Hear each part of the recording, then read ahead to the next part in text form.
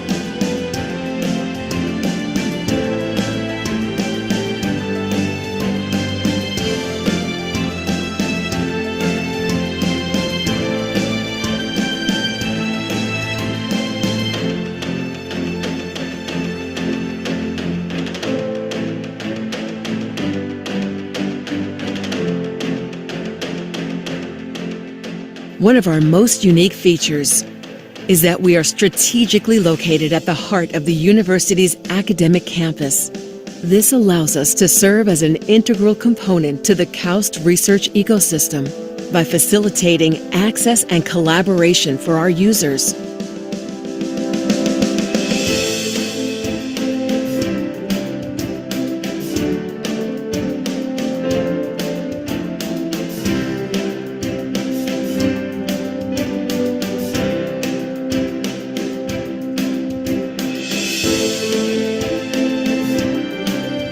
Our facilities are among the best in the world, but it is the people who run these facilities who foster a truly collaborative environment of excellence and innovation.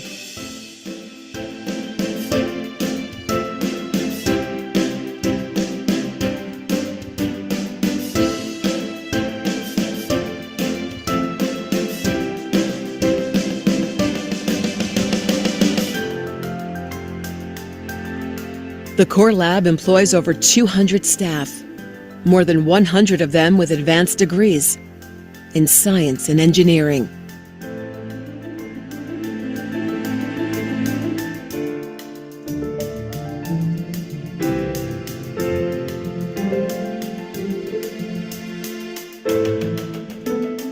We enable faculty and students to utilize some of the most advanced facilities in the world and to access world-class expertise uniquely available at KAUST.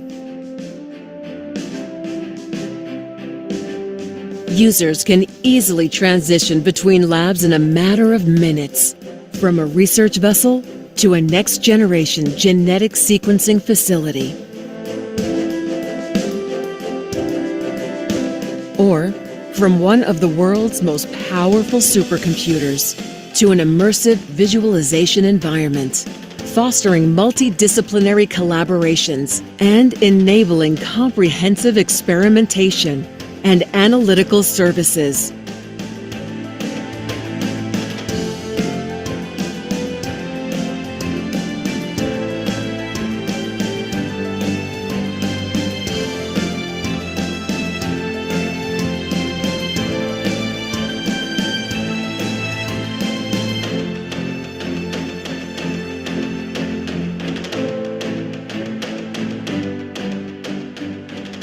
We remain at the cutting edge of technological advancements through our partnerships with research and industry.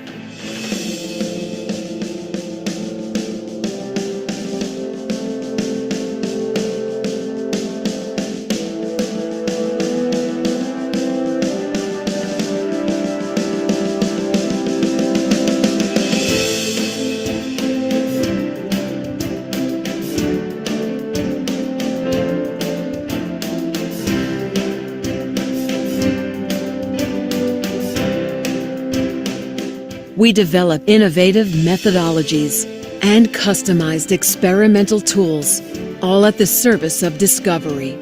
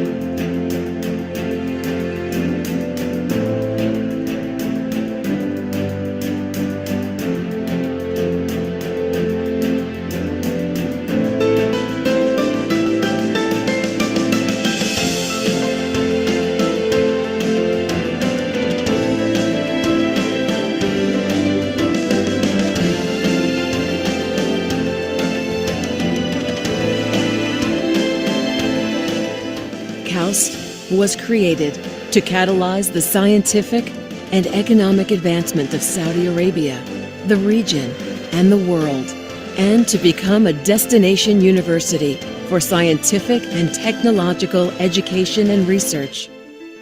And the core labs provide the foundation for that mission.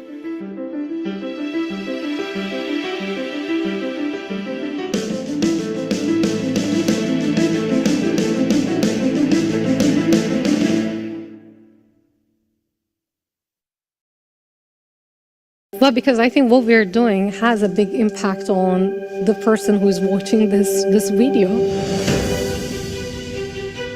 Our psychological and physiological well-being is extremely important because health is the most important thing in human life for us to perform our tasks and be happy. We have definitely issues in identifying diseases currently fast enough and early enough. With infectious diseases like the coronavirus, we cannot rapidly detect these diseases at an early stage. And that's where my research comes at KAUST. Our role here for us as doctors is to support the patients to overcome their health situations. And we need to act quickly to overcome these challenges, to avoid the damage by these pathogens. We developed rapid and high throughput electronic assays that are very easy to use and that can process many patient samples for multiple biomarkers at the same time, 5-10 minutes after taking the sample from the patient. These are electronic chips that are very small. This makes them very portable, meaning that you can take one device and basically bring it to wherever you want, do measurements there without requiring a lot of space. This technology, it had the potential to detect many pathogens. They react with the virus, and in such situation, we will be able together with KAUST to analyze existing problem and react also quickly to be more effective in fighting and overcoming these healthcare challenges. This is the aim of the cooperation. Early disease detection, it will save lives and it will make healthcare easier and more accessible to everyone. That's why I think people should care about the research that's ongoing at KAUST and in the kingdom. Will be better prepared for future pandemic. This technology has the potential to change the landscape. We hope that we go behind this together with KAUST to serve our community and also to serve the world.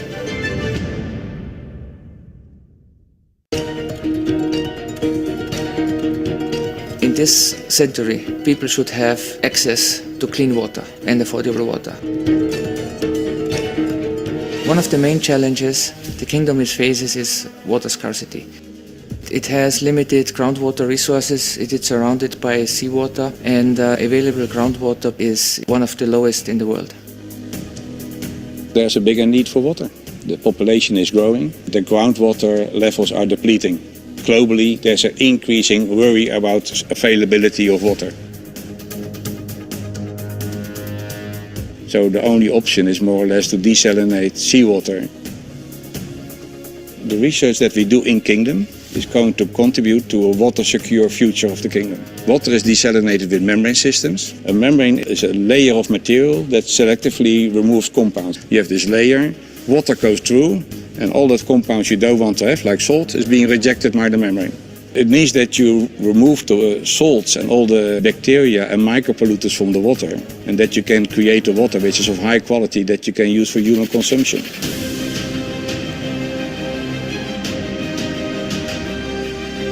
KAUST is a very good fit to ACWA Power, which can help us to reduce the energy consumption over 25 years considerably.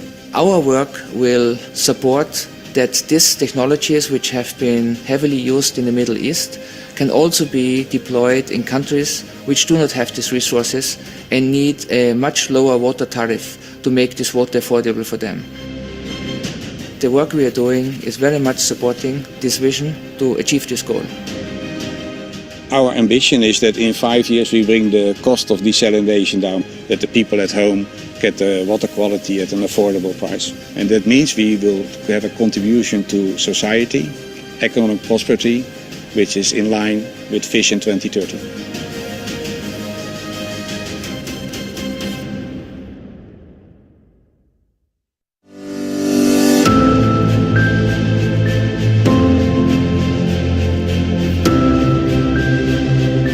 رحلتي للبرنامج كانت يعني شيقة. هذه أول حافز صراحة بالنسبة لي إنه التخصص هذا، إنه أبغى التخصص في الأمن السيبراني. بصراحة أنا لي يعني أكثر من عامين أنا بفكر أن أكمل دراسات عليا. وظيفتي السابقة اللي هي هندسة البرمجيات، وكان من حلمي وطموحي إني أصير محلل أعمال. السايبر سيكيورتي بالنسبة لي هو شغف بدأ من جامعة الملك عبد العزيز. طبعا بدأت بالبحث عن حلول لمواجهة هذه التحديات اللي واجهتها في سوق العمل، ووجدت أنه لابد أنه أنا يكون عندي أساس علمي لتطوير هذه التحديات وإيجاد حلول لهذه التحديات في الأمن السيبراني. طبعا أولا عشان أنا ابن هذه الكلية وابن هذه الجامعة العريقة، بعدها أصلا جامعة الملك عبد العزيز الرانك حقها على مستوى الشرق الأوسط، على مستوى الخليج، ترتيبها من الترتيبات العليا على مستوى رانك الجامعات. كلية الحاسبات وتقنية المعلومات في جامعة الملك عبد العزيز هي بتقدم برنامج بمنظور مختلف عن باقي الجامعات. سمعتها سابقتها في هذا المجال. وصلت للمعلومة من خلال حساب كلية الحاسبات وتقنية المعلومات على تويتر. الحمد لله توفقت إني أختار قسم نظم المعلومات الحاسوبية. لي صاحب قدم على الMBA هنا وانقبل في الإكزيكتيف بروجرام برضو. أنا جيت قلت له يا أخي بالله اسأل لي إذا عندهم سايبر سيكوريتي، وسبحان الله طلع. بقول أنا انقبلت بعد الرحلة هذه، يمكن تقريبا أتكلم على 17-18 سنة وأنا جالس أقدم في الماجستير. فكانت فرحة يعني ما توصف. طلعت على الخطة الدراسية لأكثر من جامعة موجودة، وعملت مقارنة. شخصيا أنا ملت أكثر للمواد المعروضة في الخطة الدراسية اللي في جامعة الملك عبد العزيز. فعلا أنا صح ما رحت الابتعاث، مع أني كنت المرشح الوحيد على منطقة المدينة، لكن شفت الإعلان يوم في جامعة الملك عبد العزيز، وكونك أنت تتكلم عن جامعة الملك عبد العزيز الأولى في التصنيف في السعودية وسايبر سيكيورتي، ما كان في عندي تردد. سبب اختياري للبرنامج إنه يناسب طبيعة عملي، إنه الدراسة كانت في الويكند وأنا بطبيعة الحال موظف في وسط الأسبوع. الاستقطاب الهائل يعني، وتسهيل الإجراءات وإجراءات القبول.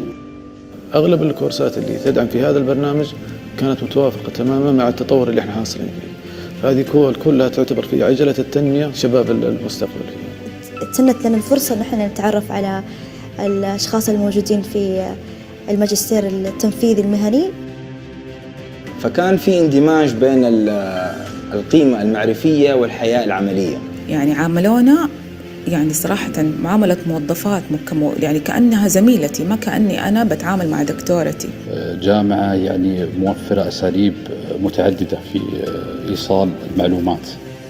اللي عنده إصرار في إنه هو يحصل على درجة علمية ممتازة، إنه هو يتعلم، هذا حيقدر ينجح.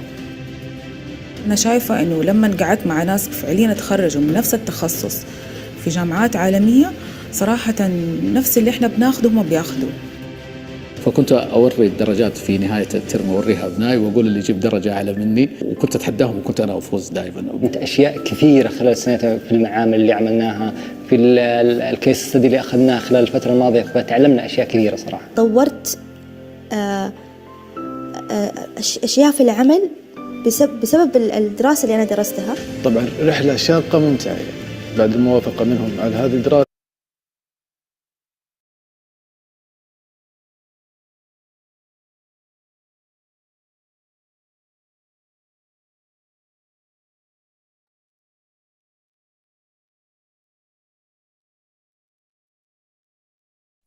Baik, selamat siang waktu Indonesia bagian Barat.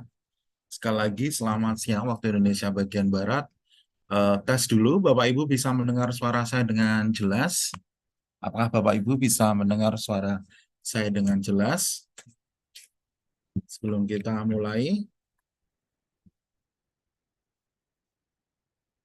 Halo? Apakah Bapak Ibu bisa mendengar suara saya dengan jelas? Jelas, Baik. Pak. Jelas, Pak. Jelas, Pak. Jelas, Pak. Jelas. Siap. Terima kasih sekali lagi Assalamualaikum warahmatullahi wabarakatuh. Selamat siang waktu Indonesia bagian Barat dan juga selamat pagi waktu Saudi Arabia. Dan sekali lagi terima kasih untuk Bapak Ibu yang sudah bergabung hari ini dalam webinar yang sangat khusus dan sangat menarik ini dengan topik tema adalah Developing Strong Curriculum Vitae dan juga LinkedIn atau sosial media juga. Sekali lagi kami sudah kedatangan tamu spesial hari ini, yakni ada Bapak Asriyadi, Magister Teknik atau Master of Engineering. Dia sudah hadir juga di tengah-tengah kita. Dan Bapak Ibu, sebelum kita mulai, mari kita berdoa bersama-sama sesuai dengan kepercayaan masing-masing. Berdoa mulai.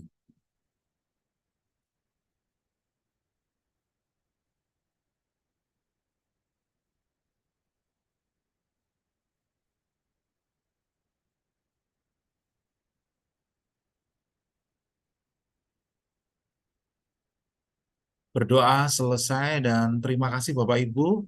Semoga doa-doa hari ini Bapak Ibu semoga dimudahkan Allah dan juga dapat diijabah termasuk yang ingin studi di luar negeri ataupun meraih mimpi-mimpinya dan juga pastinya doa untuk diberikan kesehatan dan kelancaran rezeki. Sekali lagi saya Ripto Mukti Wibowo menemani Bapak Ibu dari Belajar Berbagi ID dengan tema hari ini yakni menembus beasiswa Saudi atau beasiswa luar negeri dengan topik dari bagian dari beasiswa Saudi yakni dengan Developing Strong Curriculum Vitae dan juga LinkedIn atau sosial media.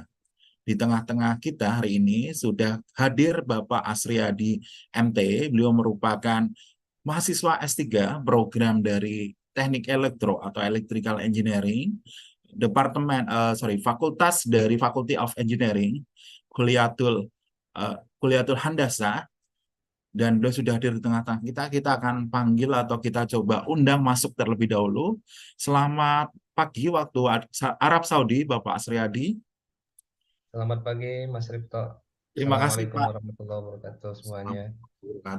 Terima kasih Bapak Asriyadi yang sudah hadir di tengah-tengah kita ya Bapak Ibu. Masya Allah, tabarakallah, beliau di tengah kesibukan yang sangat luar biasa hadir untuk sharing-sharing berbagi terkait hari ini topik dari bagaimana membuat CV yang sangat menarik dan luar biasa, dan pastinya acara ini gratis ya Bapak Ibu. Tetapi barangkali Bapak Ibu yang ingin mengajukan sertifikat kami persilakan juga. Untuk yang ingin hadir baik secara langsung melalui Zoom ataupun live streaming diperkenankan karena kami ingin berbagi, dengan berbagi kami ingin memberikan arti. Baik, terima kasih. Kita akan kembali lagi. Baik, sebelum kita masuk atau kita akan mulai sesi dengan Bapak Asriyadi, izinkan saya untuk membaca profil beliau. Beliau merupakan selain mahasiswa PhD di bidang Electrical Engineering atau Teknik Elektro, beliau merupakan alumni program dari Swiss Program Training Maintenance Aeroplane di SR Technik Switzerland. Mohon maaf nanti kalau misalkan ada salah kata ataupun penyebutan, alumni dari Swiss Program Training Maintenance Aeroplane di SR Technik Switzerland, dan beliau merupakan alumni program dari Bridging Taiwan 2019 di NTUST Taipei Taiwan juga. Dan banyak sekali ya, jadi kita spesial undang yang memang sangat berpengalaman untuk menembus bukan hanya beasiswa luar negeri, tapi program internasional di luar negeri dan juga program-program lainnya. Dan hari ini saya sekaligus dari Belajar Berbagi juga, saya akan membantu Bapak Ibu, akan menemani untuk sharing terkait sosial media dari LinkedIn juga. Baik, kita akan mulai hari ini dengan topik yang pertama adalah Developing Strong Curriculum Vitae atau CV. Selamat pagi, kita undang lagi. Selamat pagi Bapak Asriyadi. Pagi Mas. Bagaimana? Sehat ya Pak Asriyadi? Alhamdulillah Mas Ripto. Alhamdulillah. Masya Allah, terima kasih ya Pak Asriyadi. Kita akan langsung berikan waktu dan tempat untuk ke Pak Asriyadi. Bapak boleh sharing langsung.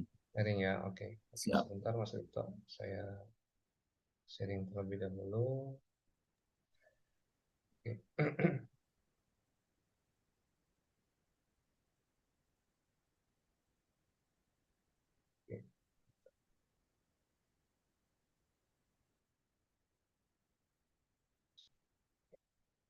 Sembari Bapak Asriyadi menyiapkan materi, Bapak Ibu nanti boleh ya, boleh tanya-tanya ketika pemateri selesai menyampaikan materi, ataupun Bapak Ibu boleh menggunakan dari kolom chat ya, atau meeting chat untuk bertanya, atau melalui kanal Q&A.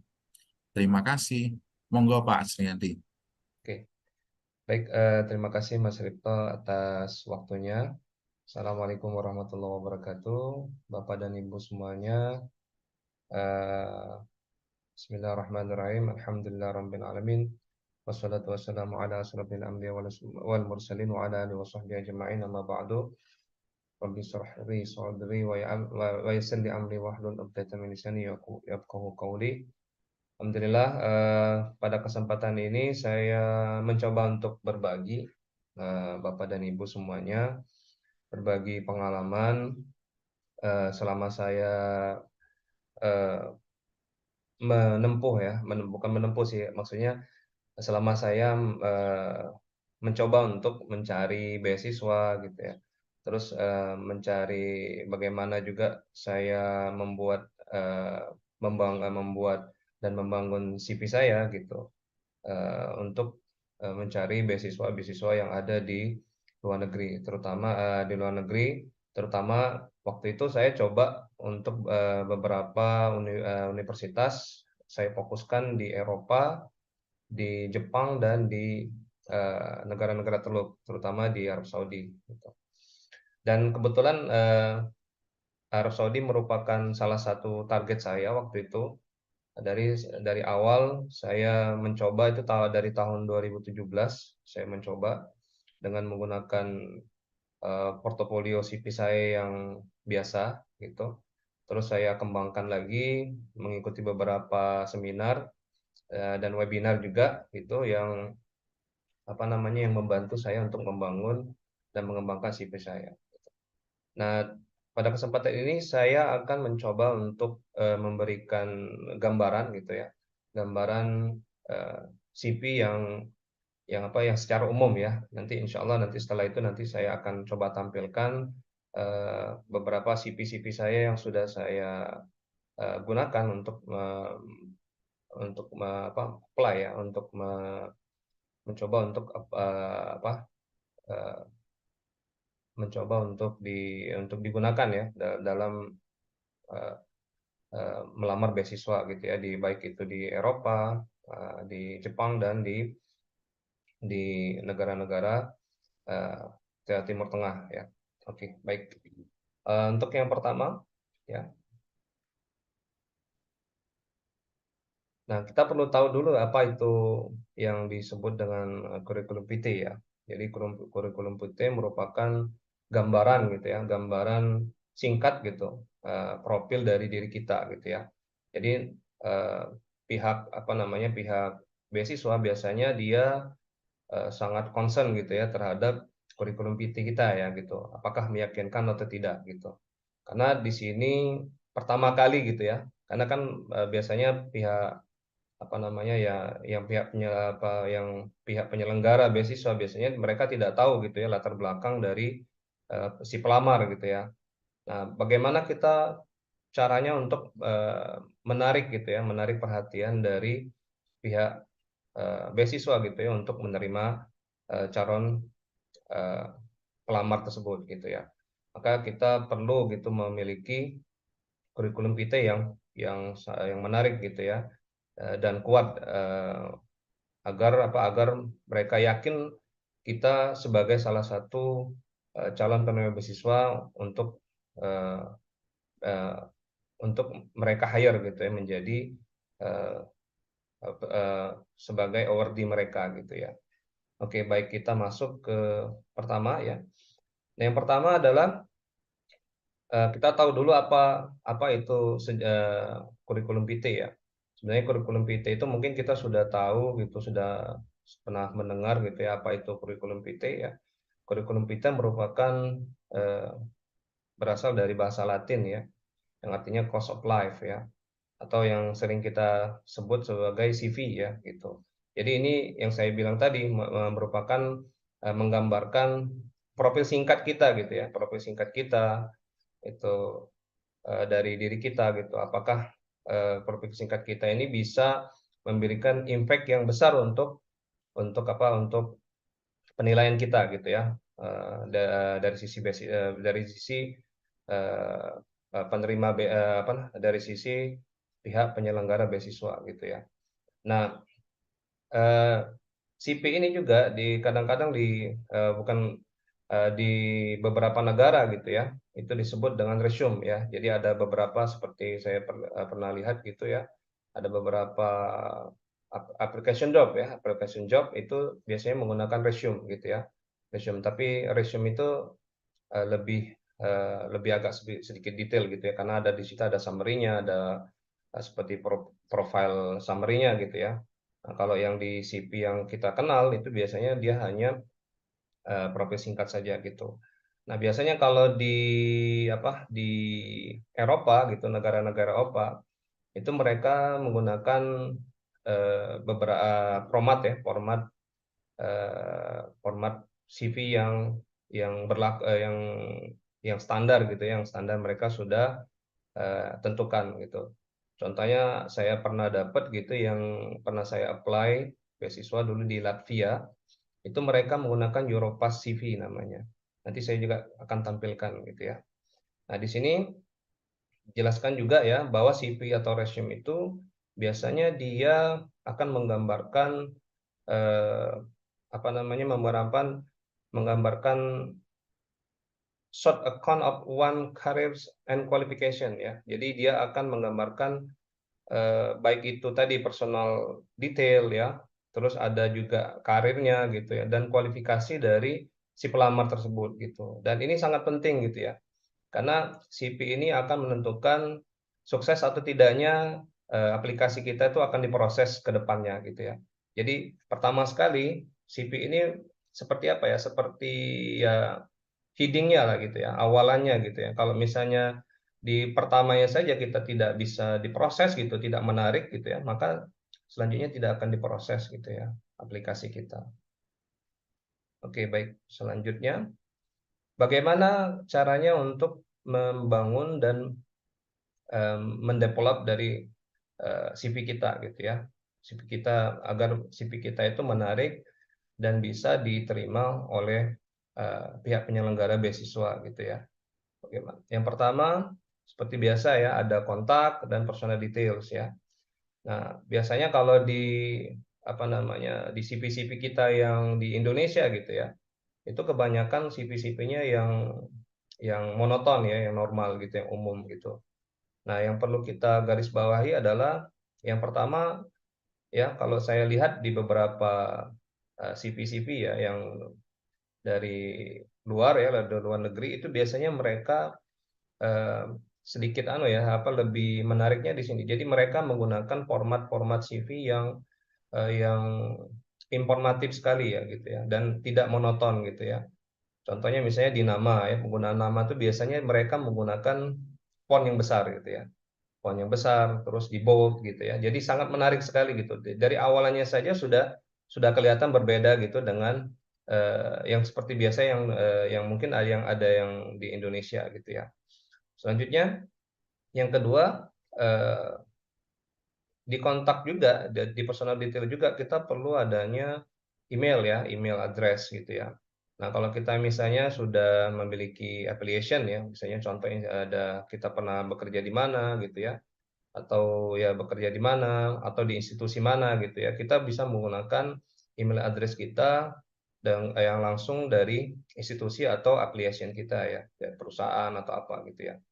Terus selanjutnya ada location gitu ya, location juga tempat tinggal kita, dan juga ada nomor kita ya. Nomor kita ini penting juga, karena nomor kita nanti bisa saja gitu ya, si pihak penyelenggaranya itu akan menghubungi kita menggunakan via telepon, bisa jadi ya. Ada beberapa dulu yang menggunakan telepon gitu ya, atau sekarang menggunakan WhatsApp ya gitu. Nah, ini kejadian ada juga teman-teman kita yang di King Abdul Aziz University ya, mereka menggunakan pihak dari King Abdul Aziz University, mereka untuk proses selanjutnya, waktu itu untuk proses wawancara teman kita dihubungi menggunakan WhatsApp ya. Jadi sangat penting sekali dicantumkan nomor HP gitu ya, karena nomor HP ini bukan untuk ya, siapa tahu si pihak penyelenggaranya nanti perlu gitu ya untuk melakukan proses lanjutan gitu untuk memastikan, atau menggunakan email address juga bisa gitu. Ada beberapa contohnya teman saya dulu kita di PKBI ya, program kemampuan bahasa Inggris ya di ITB, itu dihubungi menggunakan email. Selanjutnya kontak melalui email ya di KAUS waktu itu teman saya. Beliau diterima di sana, cuman harus proses lanjutannya melalui wawancara ya. Akhirnya beliau dikontak melalui telepon ya waktu itu ya. Nah, selanjutnya dia melakukan wawancara, ternyata ya kebetulan tidak beruntungnya ya tidak berhasil ya, karena di wawancara itu beliau gagal gitu ya. Selanjutnya, no need to include your date of birth, marital status or nationality. Nah, ini tergantung ya. Di Europass CV itu saya udah ada standar formatnya itu mencantumkan juga ya, ada date of birth-nya, ada marital statusnya jarang ya, tapi nationality biasanya ada gitu. Ya. Dan juga ada beberapa contohnya di beasiswa seperti di beasiswa Austria ya. Austria itu yang khusus untuk kawasan Asia Tenggara, itu dicantumkan juga nationality-nya. Biasanya 2 nationality, cuman Vietnam dan Indonesia biasanya. Ya. Selanjutnya ada some CV include LinkedIn profile address ya. Biasanya juga kita bisa memasukkan CV kita di LinkedIn ya gitu. Untuk LinkedIn profile address kita ya gitu, bisa kita masukkan ke CV ke kontak personal detail kita ya, dan itu juga sebagai gambaran gitu ya bagi pihak penyelenggara bisa melihat dari akun LinkedIn kita ya di CV kita di LinkedIn yang sudah kita cantumkan di personal details gitu. Oke, selanjutnya education ya. Education ini, jadi kalau secara umumnya gitu, education yang dijelaskan di CV kita itu degree yang paling tinggi dulu ya, degree yang paling tinggi dulu kita cantumkan. Selanjutnya nanti berurutan dari master kita atau dari master kita, dari S1 kita apa gitu ya. Dan terakhir misalnya kalau misalnya kita D3, kita masukkan D3 ya gitu. Nah, dan juga kalau misalnya kita sedang menjalani pendidikan ya, tidak menutup kemungkinan ya, ada beberapa teman saya di sini yang Abdul Aziz University, kebetulan dari Sudan ya, waktu beliau menempuh pendidikan di Cina ya, saya kurang tahu ya universitasnya universitas apa di Cina, tapi ketika dia melamar beasiswa di King Abdul Aziz University, beliau masih dalam proses S2 ya, waktu itu masih menempuh pendidikan S2 di Cina. Nah, tapi beliau mencoba untuk melamar beasiswa di sini ketika beliau masih grade waktu itu sudah masuk ke tahun terakhir S2 beliau di S2. Nah, kalau misalnya mau mencantumkan gitu ya, cantumkan grade kita ya IPK kita, bisa kita menggunakan dengan current grade appraise ya gitu. Jadi bukan yang aktual gitu ya. Selanjutnya biasanya kita juga mencantumkan posisi dari pendidikan kita. Itu yang pertama kita mencantumkan ini kita dulu ya, S1-nya programnya apa, engineering gitu ya. Yang kedua ada electrical. Selanjutnya universitas kita ya, seperti itu. Jadi urutannya seperti itu. Jadi kalau saya lebih senang juga kalau misalnya udah selesai saya tambahin juga tahun ya gitu. Biasanya saya tambahin tahun juga. Selanjutnya yang penting juga gitu, experience. Nah, kalau experience juga kita cantumkan, ini sangat penting juga ya gitu, karena di experience ini juga jadi salah satu penilaian yang penting gitu ya, karena dilihat dari apa namanya background kita gitu ya. Misalnya kalau kita pernah ngajar gitu ya, pernah mengajar atau kita dosen gitu ya, itu menjadi salah satu penilaian plus ya. Tapi tidak menutup kemungkinan untuk yang lain juga. Kalau misalnya dia punya seperti teman-teman kita di sini ada yang backgroundnya kerja di apa namanya kerja di eh, Gojek gitu ya, atau di Grab gitu ya, yang spesialis bidangnya itu bidang pemrograman, programming itu menjadi salah satu tolak ukur juga gitu ya. Jadi penilaiannya lebih eh, lebih penilaian mendapatkan penilaian yang lebih ya gitu dibandingkan aplikan-aplikan yang lain gitu ya.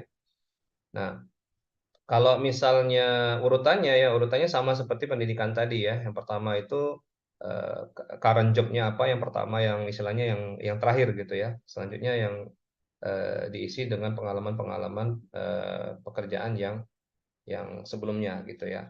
Kalau misalnya dia dosen itu malah mendapatkan penilaian yang lebih bagus ya gitu, karena dia sudah kalau dosen itu kan dia memiliki academic experience ya gitu, yang kaitannya dengan riset, publikasi ya, dan juga teaching experience juga gitu ya. Jadi itu merupakan penilaian yang plus ya untuk pihak penyelenggara beasiswa. Selanjutnya ada achievement ya, achievement. Nah, achievement ini juga menjadi penilaian juga bagi pihak penyelenggara ya. Jadi kalau misalnya kita memiliki tadi ya, kalau misalnya kita di publikasi kita misalnya seperti contohnya kita mendapat best poster gitu ya, atau misalnya kita berhasil untuk ada award gitu, dapat award uh, dari apa institusi gitu ya, itu menjadi sesuatu apa namanya sesuatu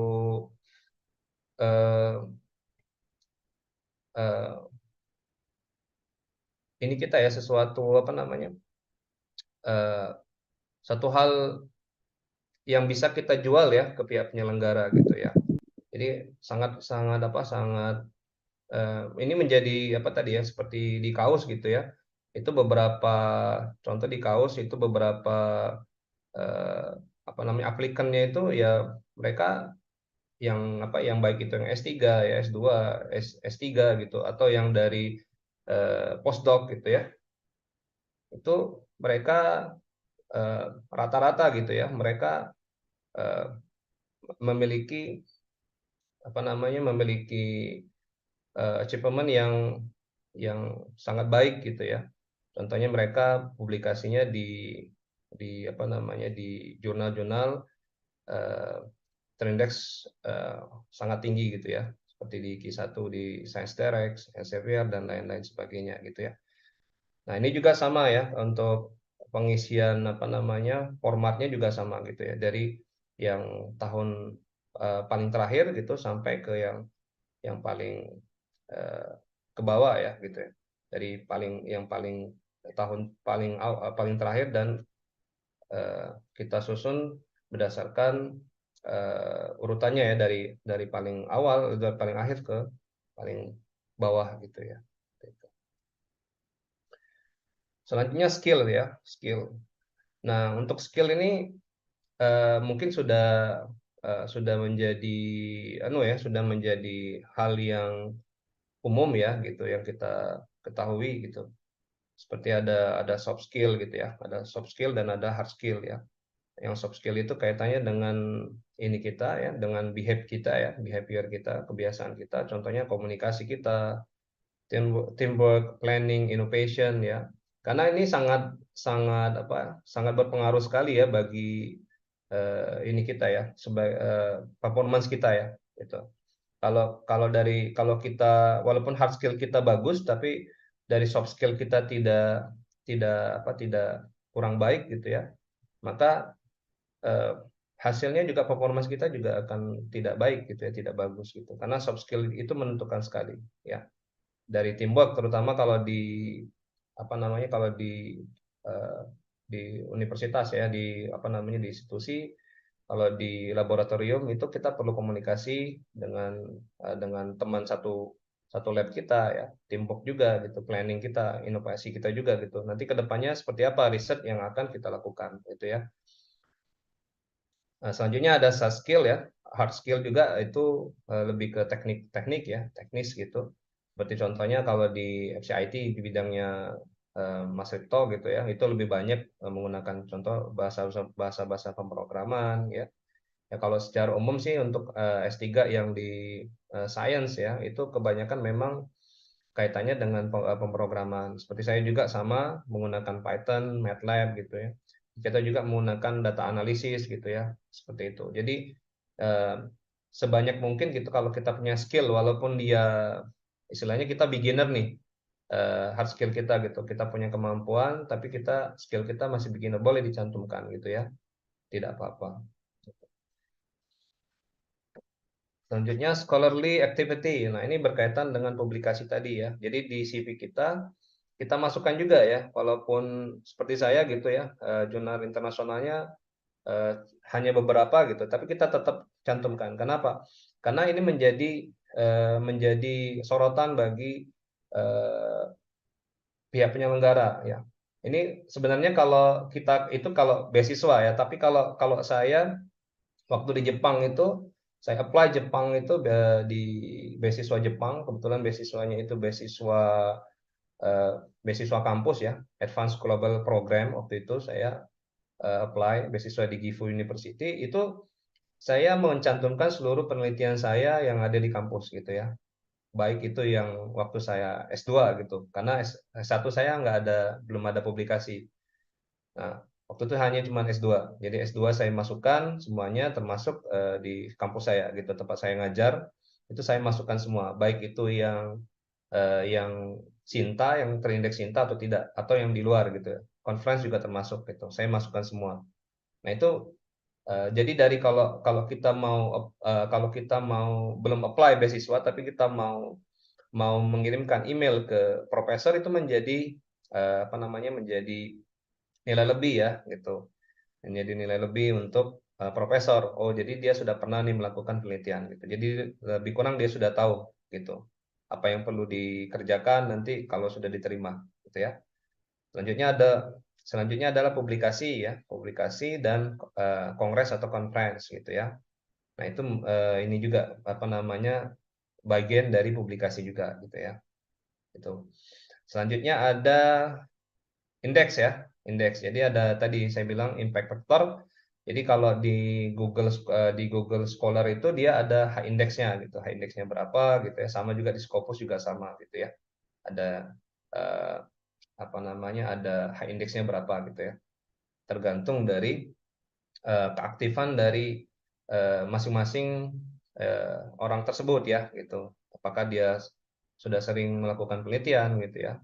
Kalau sudah sering melakukan penelitian, artinya dia akan mendapatkan H index yang lebih tinggi. Dan juga citasi ya, citasi juga. Jadi citasi juga itu menjadikan nilai H index kita juga naik gitu ya. Gitu. Selanjutnya reference ya, references juga saya selama melamar beasiswa ya, baik itu rata-rata di luar sih, tidak ada di dalam. Itu saya mencantumkan dua referensi gitu. Nah, itu bisa kalau misalnya karena saya S2 itu cuman hanya satu gitu ya, hanya satu satu reference atau satu supervisor gitu. Jadi saya ambilnya yang di S1 gitu. Jadi yang di S1 saya ambil, kebetulan saya ambil dua langsung, itu saya cantumkan di CV saya. Itu di bagian akhir, dan juga saya cantumkan juga email dan nomor telepon dari supervisor saya itu, gitu ya. Nah, paling tidak ada komponen-komponennya. Yang pertama adalah reference full name-nya ya, namanya. Saya masukkan beserta gelar-gelarnya juga, kampusnya apa gitu, dan juga email address-nya, termasuk sama nomor telepon gitu. Karena bisa saja gitu ya, pihak penyelenggara atau calon supervisor yang ada di luar negeri gitu ya, mereka bertanya langsung ke supervisor kita yang sebelumnya gitu ya.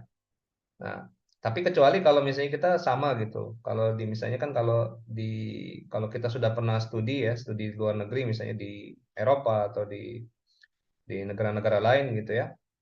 Itu biasanya kalau dia mau apply lagi gitu ke universitas yang sama, dia menggunakan supervisor yang dulu gitu. Dia bisa menggunakan supervisor yang lama gitu. Biasanya supervisornya sudah tahu gitu, oh orangnya seperti ini gitu ya. Gitu. Itu terkait dengan performance kita juga gitu ya.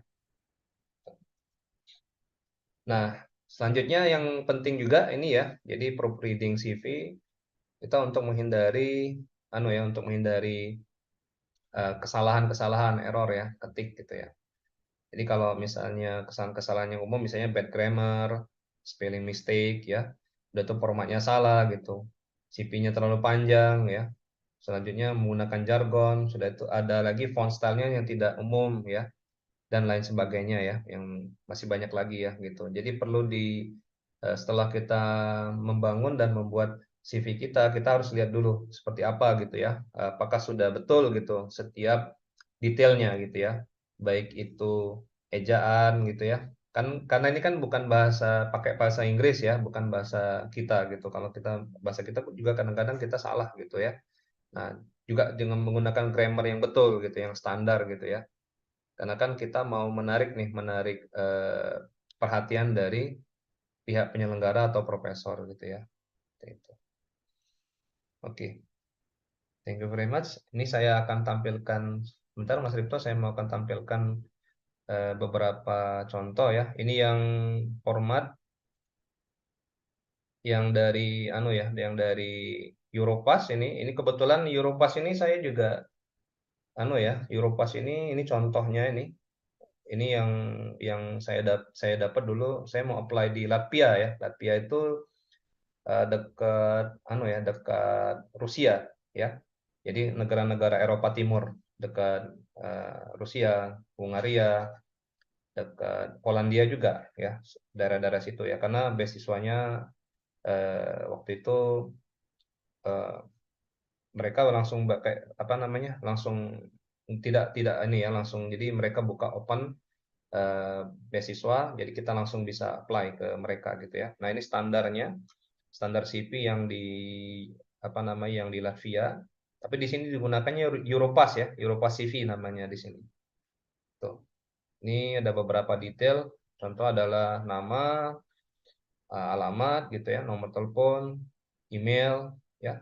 Ada juga tanggal lahir juga ya, ada juga seksnya ya, male atau female gitu ya.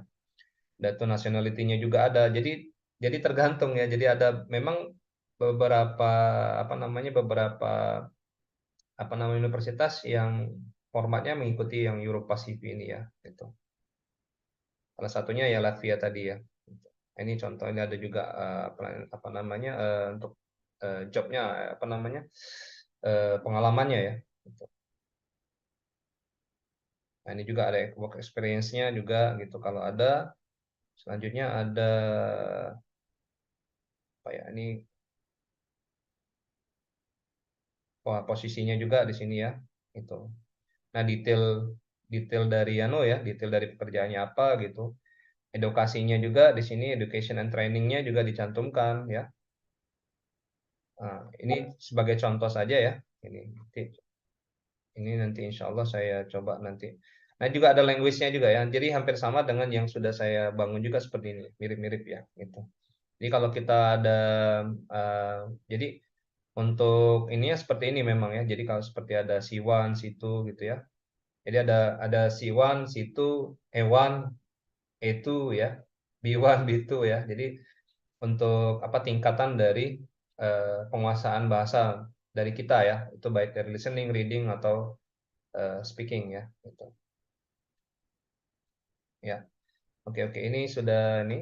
Bentar saya ini dulu. Saya stop dulu share-nya ini. Bentar. Ini ada lagi yang contoh yang punya saya sebentar.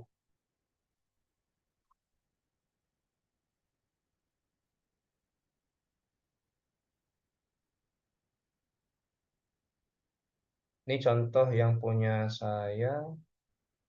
Nah, ini seperti ini ya. Jadi ya, ini contoh yang punya saya.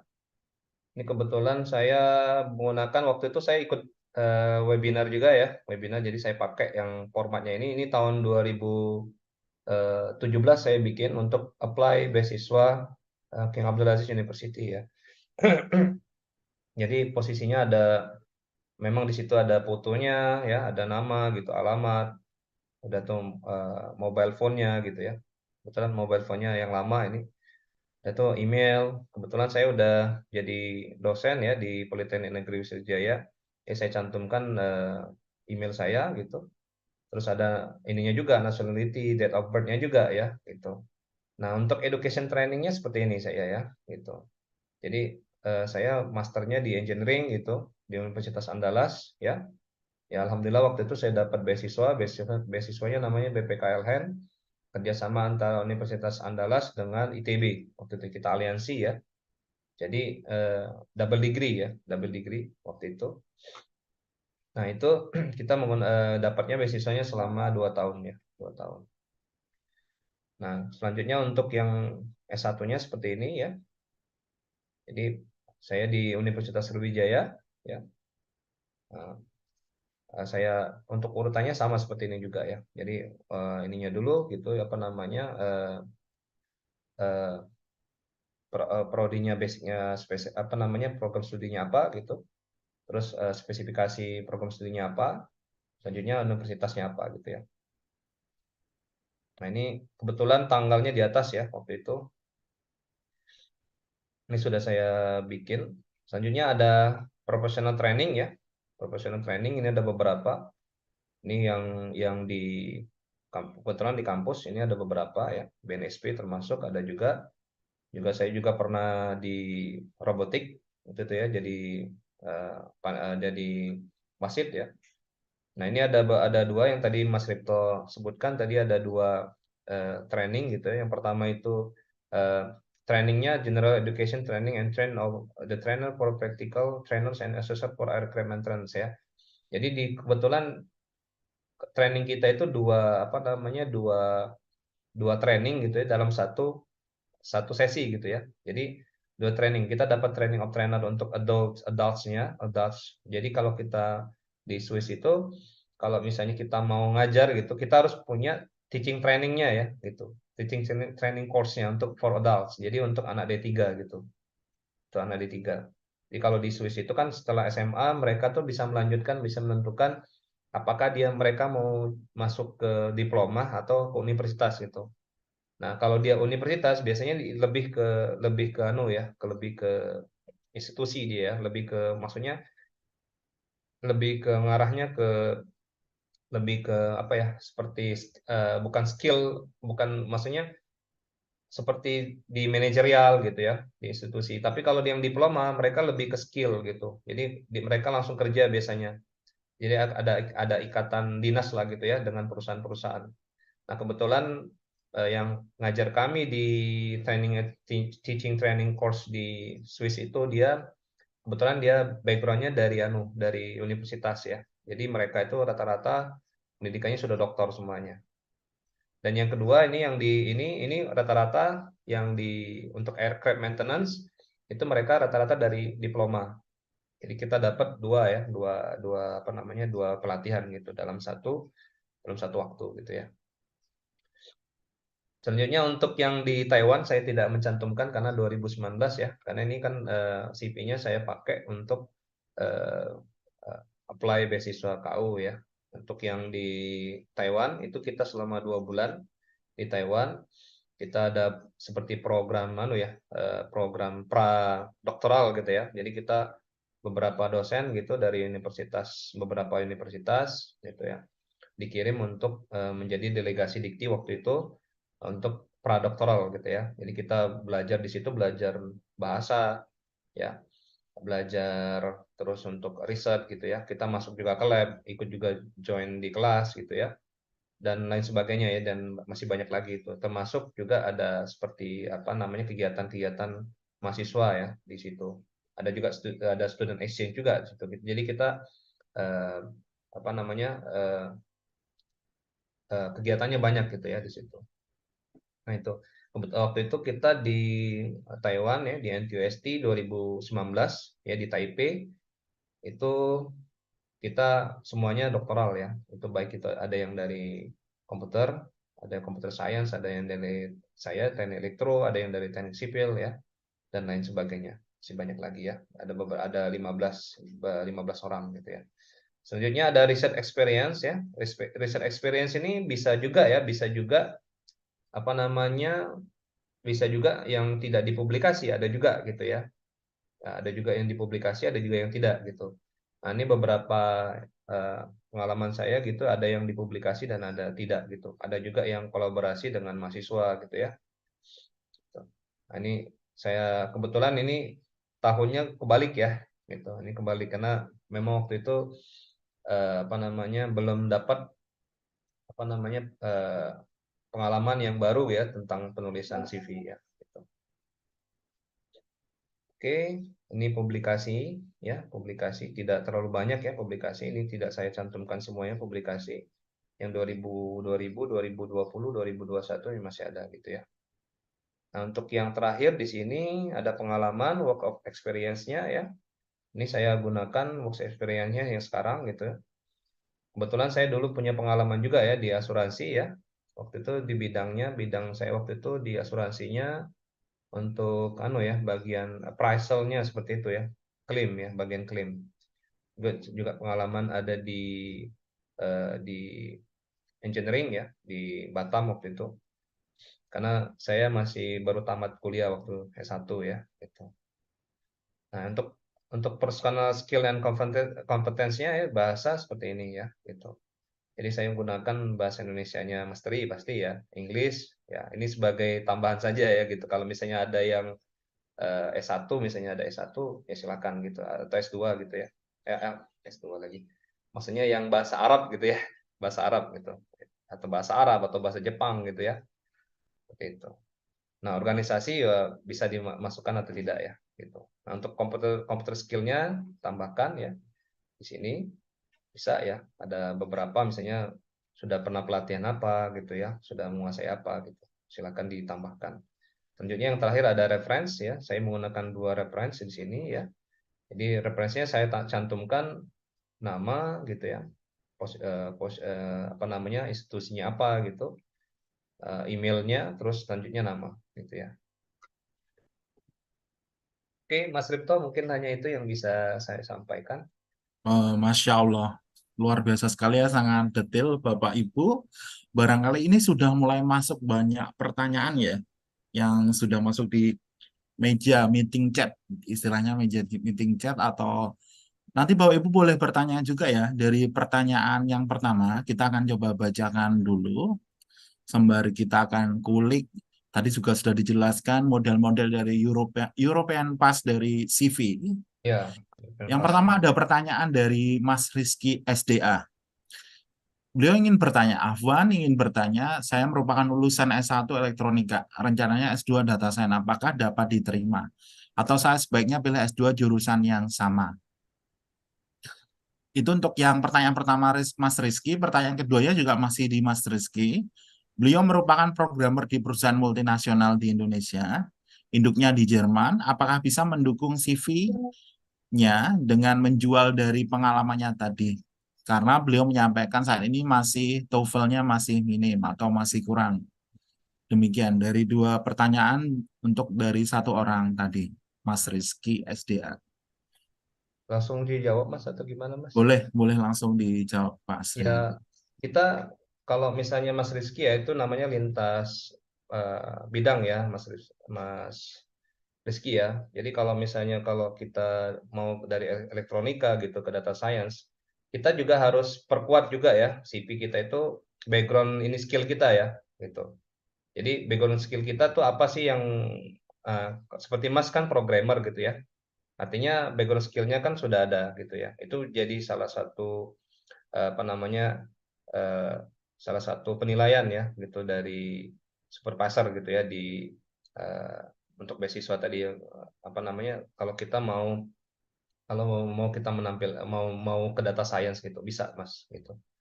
Nah, kita tadi harus kita tonjolkan gitu. Kerjaan kita kalau bisa dijelaskan ya gitu. Programmernya apa saja gitu, apa namanya, apa SOP kerjaan kita gitu ya sebagai programmer gitu. Jadi itu untuk memperkuat CV kita. Jadi misalnya Mas bidang programmer apa gitu ya, misalnya apa Java atau apa gitu ya. Nah itu kita jelaskan di profil CV kita gitu.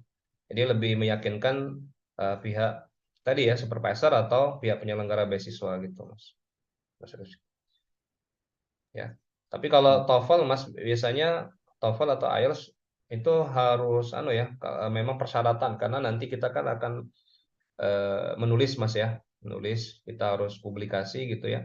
Jadi salah satu modal untuk menulis ya itu tadi TOEFL atau IELTS ya. Jadi benar-benar kita harus harus kita tingkatkan lagi ya TOEFL atau IELTS kita gitu Mas. Kalau di bidang sains sih tidak terlalu tinggi Mas biasanya TOEFL-nya. Biasanya mintanya 5,5 atau 6. Kalau di Jerman dia mintanya 5,5 kalau nggak salah ya. Mas Ripto ya? Bener nggak Mas Iya Ripto? Pak Sriadi, bisa 5,5 atau 6. 5,5. Tapi Ya. dia ada tambahan biasanya kalau di Jerman. Ini maksudnya mau kemana nih ininya? Apa namanya? Beasiswanya mau kemana gitu? Iya, Mau ke Eropa, tergantung. ke Jerman atau kemana? Kalau ke Jerman biasanya dia minta syarat tambahan bahasa Jerman ya, biasanya seperti itu. Oke, Mas Victor. Ya, siap. Terima kasih Pak Sriadi. Biasanya untuk yang KAU sendiri minimal sekarang 5,5 ya untuk Ya, dari 5,5. kampus karena lebih dari 5 berarti 5,5 minimal untuk yang ingin apply ke KAU. Untuk yang ke KAUS biasanya dia 6,5 atau 6 ya, 6 atau 6,5 untuk KAUS. Jadi kemudian tergantung nanti setelah dari universitas minimal tadi 5,5, mungkin dari jurusan ada batas minimal di atas juga, barangkali 6 ataupun tetap sama 5,5 juga. Baik, kita akan geser ke pertanyaan berikutnya. Sama tadi yang disampaikan oleh Pak Sriadi, bahwasanya untuk yang programmer tadi itu sebenarnya juga bisa ya Pak Sriadi, tergantung bagaimana cara menjualnya Iya, ya. Bagaimana menjualnya, iya mengemas betul. di CV, bagaimana Di CV, ya. mengemasnya, sampai nanti interviewer ataupun dari aplikan tadi bisa menyampaikan bagaimana, oh selama aktivitasnya di perusahaan, oh beliau bisa sesuai dengan bidang yang akan diambil ke depannya. Itu bisa, masih bisa kok juga. Oke, kita akan geser ke pertanyaan berikutnya. Untuk yang KAU sendiri, ini pertanyaan dari Mas Abdul Aziz. Untuk apply di KAU sendiri lebih ke format yang mana ya Pak? Kalau format untuk CV itu tidak ada Mas Ripto. Masih Tidak bebas ada. ya, ini dari pertanyaan Ya. Mas Abdul Aziz. Tapi waktu 2019 saya pakai CV yang saya jelaskan tadi gitu. Jadi itu yang saya pakai gitu. Dan juga ada itu lebih maksudnya itu detail ya Mas ya. Detail terus jelas juga gitu. Jadi kalau saya bikin personal brandingnya seperti itu ya gitu. Jadi itu saya ambil dari seminar waktu itu, saya ambil terus saya ubah bukan formatnya sih, ubah posisi-posisinya saya rubah, formatnya saya rubah gitu, sedikit lebih menarik jadinya. Seperti itu Pak Mas Rito. Baik. Jadi tidak ada format khusus ya, tapi lebih kalau CV kita detail gitu ya, itu lebih menarik gitu ya untuk pihak beasiswa meng-hire kita sebagai calon penerima beasiswa gitu, dibandingkan kita yang biasa-biasa saja gitu ya. Baik, sekilasnya ada yang masih bertanya terkait syarat minimal di KAU IELTS terakhir dulu itu 5, sekarang 5,5 ya minimal. Ya, jadi ada tombol arah lebih dari, jadi IELTS lebih dari 5. Jadi minimal ya boleh dicoba yang barangkali IELTS-nya 5. Ini ada pertanyaan dari Mas Rizky tadi, boleh dicoba untuk yang 5. Barangkali kalau yang lebih dari 5 juga malah sangat direkomendasikan. Untuk yang terakhir di websitenya dia ada di 5,5 ya, lebih dari 5 soalnya informasinya. Oke, kita akan geser ke pertanyaan selanjutnya dari Pak Zuki. untuk surat referensi kriteria tidak apa harus profesor atau seminimalnya pemberinya referensi dari profesi apa ya Pak? Ya Dari kalau Pak ya Sigi. baik Mas Rito. Kalau kalau ini ya kalau lebih bagus sih memang profesor ya Mas Rito ya gitu. Atau misalnya kalau misalnya dokter juga nggak apa-apa gitu ya. Dokter gitu ya. Tidak harus tidak harus profesor gitu ya. Atau misalnya tadi ada apa namanya ada kalau di tempat kerja gitu ya kalau di sini kan kalau di KU kan mungkin ada beberapa teman kita yang kerja gitu dia eh, apa namanya dapat referensinya dari atasan ya yang di kantor gitu itu boleh tidak apa-apa itu Baik. Baik, terima kasih untuk pertanyaan. Kita simpan dulu ya Bapak Ibu. Kita akan coba share dulu sebelumnya terkait LinkedIn. Pak Asriyadi tetap di sini ya, Pak Asriyadi. Oke. Kita akan share juga sebentar terkait LinkedIn karena topik hari ini kita benar-benar ingin berbagi ke Bapak Ibu terkait CV dan juga pengalaman kami terkait bagaimana membangun persona juga di LinkedIn ya Bapak Ibu. Selain juga dari yang menggunakan CV tadi. Baik, saya izin share dulu slide saya untuk yang CV. Apakah bisa melihat Bapak Ibu?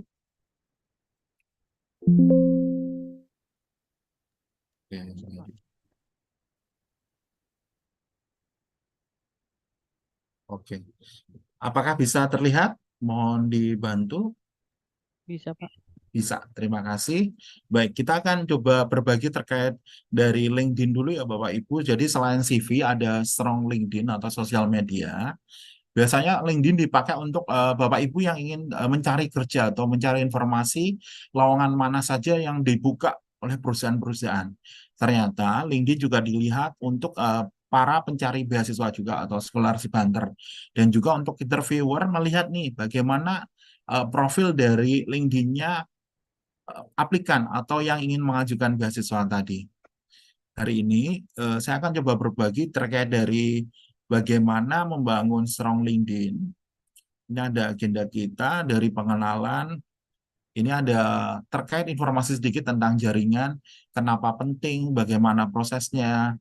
Jadi kita membangun jaringan untuk apa ya? Pastinya untuk Bapak Ibu sendiri, nantinya untuk bisa apply beberapa hal ya, termasuk selain kita bisa berkoneksi dan juga bisa barangkali ada informasi dari orang lain yang bisa, oh ternyata di sana ada lagi buka lowongan beasiswa, lagi ada buka lowongan kerja. Jadi pas sekali. Dan kalau misalkan jejaring atau berjejaring kan biasanya datang atau berkumpul. Kalau ini kita lewat LinkedIn. Ini ada beberapa singkat ya terkait tujuannya apa sih? Kayak untuk ke teman Anda, ke classmate, ke relasi, apalagi untuk yang pencari beasiswa juga. Bisa juga ini yang untuk expand your network ya. Ini masih di expand your network. Bisa datang ke kampus event, terus mengenalkan ke guest speaker kalau Bapak Ibu gabung ke acara seminar atau conference. Ini banyak ya, bisa dapat advantage job shadowing program juga. Oke, jadi apa sih LinkedIn? Bapak Ibu mungkin sudah tahu ya, kita akan agak cepat juga. Dia adalah sosial media platform, tapi lebih fokusnya ke profesional. Bagaimana biasanya memang banyak dipakai untuk orang yang mau cari kerja. Tapi akhir-akhir ini biasanya dipakai untuk yang mencari beasiswa. Karena di sana juga banyak dibuka informasi beasiswa ataupun lowongan kerja di luar negeri juga. Jadi Bapak Ibu bisa menggunakan ini untuk membangun persona. Bagaimana Bapak Ibu, kalau CV tadi kan ada dua ya, CV online ataupun offline. Kalau yang CV online Bapak Ibu tinggal pasang di beberapa aplikasi atau bisa pasang di LinkedIn tadi. Jadi CV-nya Bapak Ibu templatein pasang di LinkedIn-nya. Melalui apa? Melalui post atau melalui misalkan slider bar yang memang nantinya Bapak Ibu pasang tadi. Jadi LinkedIn ini merupakan dari milik Microsoft, sekarang lebih dari 500 juta sepertinya. Dan memang lebih ke untuk profesional tadi. Saya akan cepat ya. Jadi 43% recruiter, jadi dapatnya itu dari, untuk yang dapat high quality itu banyaknya melalui dari LinkedIn. Dan mereka melakukan research kandidat itu 94% juga. In order for your profile to be complete, it must include your background Oke. Untuk yang di image, sini your headshot. ada background image, ada headshot, headline, summary, detail work experience, education, sampai skill ya. Kita akan coba dulu. A headline. Oke, di sini ada bagaimana membangun headline-nya. Ini dari saya ambil dari kampus Michigan State University atau MTU. Beliau ini yang pertama adalah gambarnya harus jelas ya. Yang kedua informasinya juga harus pas. Kemudian fotonya juga harus menarik ya. Jangan foto yang ketika lagi pas di pojokan pohon bambu atau di mana terus sambil agak aduh ngilu atau apa enggak. Kalau bisa profesional dengan senyum yang menjual, istilahnya sama seperti kita membangun kehangatan ketika datang. Oh ya, persis sama persis ketika LinkedIn ditampilkan. Usahakan memang seperti aslinya ya, memang ada sedikit dibumbui ya kadang di LinkedIn. Misalkan saya sebagai apa, seperti sekarang ini yang dibahas nih my role as a strategic sales professional, kemudian dia ada ngisinya apa dan macam-macam. Juga warnanya harus jelas juga. Ini contohnya ya, contoh profilnya. Di sini ada contohnya yang dia merupakan kerjanya sebagai sales konsultan. Nanti kalau misalkan Bapak Ibu ingin mencari beasiswa, tinggal diganti di sini. Misalkan di keterangan ininya atau informasi ini diganti dengan misalkan scholarship hunter. Namanya siapa? Misalkan Muhammad Andi. Scholarship hunter, scholarship hunter atau scholarship abroad hunter boleh juga. Terus dia mau nyari beasiswa apa? Di sini ada kasih informasi pengalamannya, misalkan Andi berpengalaman di bidang apa, kemudian pernah di apa saja di bidangnya, misalkan dia magang di mana atau apa. Nanti bisa dicoba. Kemudian saya hapus dulu. Kita akan geser dulu. Oke, selanjutnya ini ya, tadi ada nanti ngisi nama, ngisi apa. Kemudian ini saya ambil dari kalau California State University, kalau di awal tadi ada dari Michigan, ini kombinasi dari kampus-kampus di luar negeri, saya ambil resource-nya. Ini kita harus ngisi benar-benar ya, sampai lokasi, profilnya tadi, headline, juga summary statement-nya juga harus menarik ya Bapak Ibu. Kenapa? Karena di LinkedIn Bapak Ibu bisa nyantumin CV-nya online tadi. Jadi dari CV yang dikemas yang disampaikan Pak Suryadi, bagaimana menjual CV tadi, atau pakai template, apapun lah, mau template European atau template yang lain, Bapak Ibu cantum ini atau letakin di LinkedIn tadi ini, dengan semenarik mungkin. Tidak harus scholarship hunter ya, misalkan grant atau funding hunter juga bisa. Grant dari luar negeri juga bisa. Misalkan karena di luar negeri biasanya ada yang mencari nih, dengan talenta-talenta individu yang menarik, atau talenta-talenta yang luar biasa, Bapak Ibu nih lagi semangat nih, oh saya mau cari juga nih, bukan hanya dapat funding atau hibah di luar dari dalam negeri, saya akan mau nyari di luar negeri, atau saya mau jalin MOU nih untuk kampus-kampus di luar negeri, salah satunya pakai LinkedIn, selain untuk scholarship hunter tadi. Oke, kita akan geser. Ini yang udah mulai masuk ya, pertama adalah join atau sign up. Kalau yang belum punya, login. Kalau yang sudah ya tinggal login aja. Tinggal diisi negaranya mana, apakah United States, apakah Indonesia, ataukah apakah Arab Saudi, seperti yang Bapak Suryadi tadi sampaikan. Kemudian fotonya ya, fotonya harus menampilkan yang menarik, yang lugas, bahwasanya, dan juga formal. Boleh senyum, pakai baju yang benar-benar formal, jangan baju yang kaosan terus sambil piece atau apa gitu. Boleh, tapi nanti kadang recruiter ataupun yang nantinya mungkin yang pas beasiswa, Bapak Ibu kok ini seperti ini ya fotonya gitu. Ini ya, selain itu kenapa foto itu jadi menarik? Ada informasinya di sini. Ini menurut LinkedIn sendiri ya, data dari LinkedIn. Saya ambil dari linkedin.com dengan topiknya ini, Bapak Ibu bisa buka. Jadi berdasarkan LinkedIn, profile picture atau profile with photo receive 21 times, jadi lebih dapat perhatian 21 kali view daripada yang nggak ada fotonya atau fotonya kurang menjual juga, termasuk yang koneksinya juga. Koneksinya lebih dapat koneksi request 9 kali. Jadi lebih dapat 21 kali perhatian. Oke, kita akan geser dulu. Ini ya, ini fotonya. Contoh nih ada Ben Smith. Dia kerjanya apa? Karena sebagai di Boston College. Sebelumnya dia di Baskin Robbins, kuliahnya di Boston College. Kalau yang David Xiao, dia di majornya ini. Terus dia previousnya dia sebagai apa? Terus kerjanya dia pendidikannya apa? Dia pernah di University of California, Berkeley. Termasuk ini ya, senyum menghadap ke atas.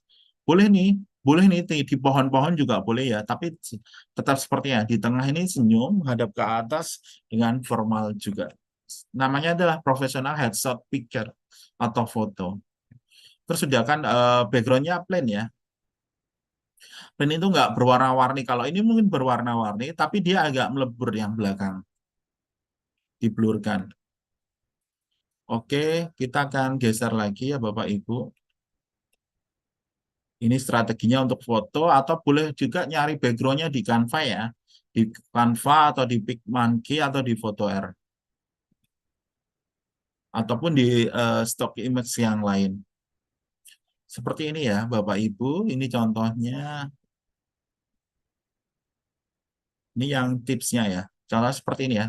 Jadi ketika kita mencantumkan apa yang ingin kita sampaikan, ini depends dengan profil goals-nya. Misalkan kita lagi cari beasiswa, ya di paling atas nanti dikasih informasi summary ataupun scholarship hunter atau apa. Di sini juga bisa diganti-ganti. MBA candidate, marketer, ataupun sebagai empowering to people. Tidak harus jurusannya, dia juga ngasih informasi terkait ini. Empowering people to live healthier, happier life. Ataupun dia juga pernah sebagai keynote speaker. Ya memang sedikit kayak terlalu bumbu-bumbu ya di LinkedIn, tapi it's okay ya. Oke, kita akan hapus dulu. Terus juga kenapa tujuannya seperti itu, biar Bapak Ibu ini ya, pemberi beasiswa itu tertarik juga. Kalaupun yang wanita berhijab pakai cadar juga silahkan fotonya menggunakan cadar. Ini ya, jadi jangan lupa membangun story yang menggugah hati. Menggugah hati agar recruiter atau pemberi beasiswa itu tertarik ketika membaca informasi Bapak Ibu, termasuk experience-nya bagaimana, pengalamannya, kualifikasi, dan goal. Kenapa? LinkedIn itu seperti mirip dari CV online. Selain kita bisa ngasih informasi kayak summary, skill, qualification, experience, kita bisa juga nyantumin CV kita secara online di LinkedIn tadi. Ini contoh ya untuk yang sampel student. Ya barangkali dipakai untuk yang scholarship hunter. Contohnya nih, dia adalah merupakan mahasiswa tahun kedua di bidang bisnis administrasi saat ini di UC Riverside, University of California. Tepatnya di Riverside. Interestnya dari bidang marketing, advertising, dan juga sosmed atau sosial media. Nah, ini dia sekarang seeking a summer internship to apply my experience assisting a company branding. Jadi misalkan nanti kalau mau mencari beasiswa tinggal aja diganti seeking a scholarship in location atau at in negaranya apa, regionalnya, terus nanti bidangnya apa. In a major, misalnya in major branding or social media, or in major electrical engineering kayak Pak Sriadi. Kemudian nanti our purpose or our goal ditulis juga bisa. Kemudian selain tadi, saya annotate lagi ya. Ini namanya siapa, terus kemudian nanti diisinya apa. Di sini dia ngasih informasi juga. Specialty-nya apa? Contohnya nih, kalaupun dia di bidang bisnis administrasi ataupun di bidang marketing, dia ngasih informasi. Kayak one of my list, my specialty, the first event planning, kayak saya bisa merencanakan sesuatu, saya bisa menjalin sosial, jaringan sosial dan juga marketing, saya bisa account management, saya bisa office dan lain-lain. Boleh dicantumin di summary statement di LinkedIn juga. Ya mirip sih, mirip memang dengan CV online juga. Oke, kita akan next dulu. Jadi seperti ini ya Bapak Ibu. Ini langsung saya ambil dari linkedin.com/in/student sample ya. Bisa nanti Bapak Ibu bisa explore lagi. Contoh ini ya, education-nya ini yang sekarang ngisi education. Pakai North Carolina State University, jurusannya apa. Terus dia ngasih informasi nih, oh saya ternyata kuliah di ini ya, di Carolina saya ambil bidang nih, di bidang French atau bahasa Prancis. Terus saya pernah melakukan aktivitas nih, aktivitasnya apa saja, sosial activity saya selama jadi mahasiswa. Contohnya adalah saya pernah gabung di Sigma Tau. Atau kalau di Indonesia saya masuk ke BEM, saya masuk HMP, saya pernah masuk ini. Itu salah satu untuk jadi pertimbangan. Kenapa Bapak Ibu? Karena kita ingin membangun jejak digital yang baik dan menarik. Kenapa? Karena sekarang bukan hanya beasiswa LPDP atau beasiswa dalam negeri, beasiswa luar negeri itu juga melihat track record Bapak Ibu melalui sosial media atau digital. Jadi selain CV online, CV ketika disubmit, oh dilihat nih, atas nama Muhammad Budi. Ternyata Budi ini pernah melakukan kegiatan ini ya, transaksi ilegal. Ternyata Budi ini adalah cukang atau bandar dari judi slot atau judi gacor. Ternyata kan jejak digital sangat menakutkan. Kalau kita membangun jejak digital yang positif dan menarik ya beda case-nya. Tujuannya apa ya? Untuk membangun track record Bapak Ibu juga atau teman-teman yang hari ini yang sudah hadir. Kita akan geser lagi. Ini contohnya ya pendidikannya. Mirip sekali dengan CV, tapi sepertinya ya mirip online. Makanya kemarin dipaskan, oh membangun CV sekaligus LinkedIn ya. Ini volunteer experience-nya pernah menjadi ikut program sukarelawan apa saja. Yang pertama, Bapak Ibu harus mendemonstrasikan atau menampilkan ya, judulnya apa, pernah ikut sebagai apa. Contohnya pernah jadi asisten AutoCAD, asisten aplikasi SPSS juga boleh. Atau pernah jadi volunteer di HMP atau BEM juga boleh, silakan. Sebagai informasi tambahan juga. Oke, ini adalah selain tadi pendidikan, kita akan geser ke ini volunteer, pengalaman volunteer experience, atau pengalaman volunteerism. Terus di sini kita adalah skillnya jangan lupa diisi. Pernah apa saja? Ini yang pertama ada contohnya adalah strategi, marketing strategi, sales proses, business strategi.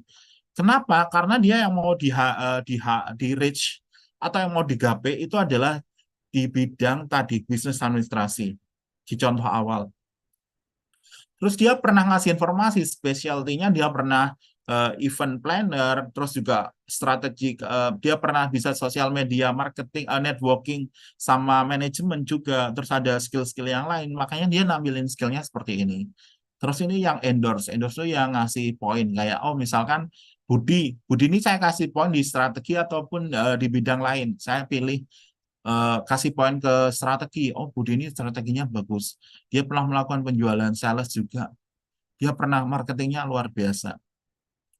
Oke, selanjutnya di rekomendasi, jangan lupa minta tolong temennya atau koneksinya untuk ngasih rekomendasi. Kayak contohnya nih, Mark Songa dari CEO dari Impact Corporation, dia ngasih rekomendasi nih. Bahwasanya atas nama Tony itu adalah anak sales dan marketing eksekutif yang pinter ya, unik dan juga pinter nih. At least dia punya 5 skill nih. Luar biasa dan panjang sekali, boleh ya. Oke, kita geser terus kemudian ke pengalaman, jangan lupa ditulis. Pernah kerja di mana? Tadi ada juga dari pertanyaan Mas Rizky SDA, dia pernah ngasih informasi atau pernah kerja di perusahaan yang beranak yang berpusat atau di Jerman, terus dikasih informasi, handle apa saja nih, saya pernah handle di macam-macam ini. Tapi kalau di CV kita nggak boleh ngasih banyak tulisan. CV itu rata-rata 2 atau 3 halaman ya. Jangan bikin CV di atas 5 halaman atau 3 halaman.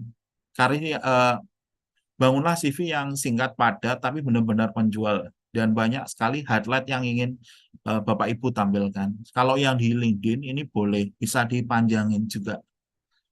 Maksudnya informasi yang ditampilkan bisa lebih banyak. Contoh lain skillnya apa? Saya bisa bahasa Mandarin, saya bisa Java programming, saya bisa Python, saya bisa SPSS, saya bisa macam-macam. Kalau di Indonesia kan lowongan pekerjaan kan luar biasa ya, diminta macam-macam. Mungkin bisa jadi dewa kayak dalam artian harus bisa A, programming B, programming C, programming D gitu. Kalau di luar negeri biasanya lebih spesifik atau lebih fokus. Ya memang di Indonesia dituntut bisa macam-macam ya lowongan pekerjaannya. Tapi kadang gajinya juga ya seperti itu, Bapak Ibu pasti tahu. Ya ini sudah di akhir. Saya akan coba demokan dulu. Bagi yang belum punya, Bapak Ibu bisa gabung di sini ya, di linkedin.com yang oke, saya share dulu. Yang baru tahu barangkali, yang sudah bisa ini ya. Nanti Bapak Ibu coba daftar di linkedin.com. Terus kemudian kalau baru tahu, kalau sudah punya account tinggal masukkan akunnya di sini. Kalaupun punya akun Google, bisa tinggal klik continue with Google, atau yang baru mengenal LinkedIn bisa bergabung lewat sini. Namanya apa, terus kata sandi yang mau diisi apa dulu. Saya akan coba sharing punya saya.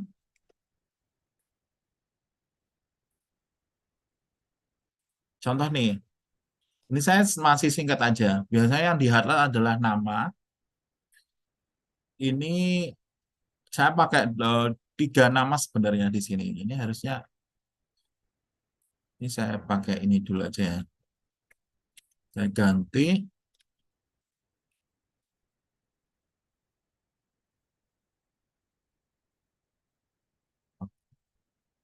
Oke, karena sebelumnya wibawanya pindah ke belakang.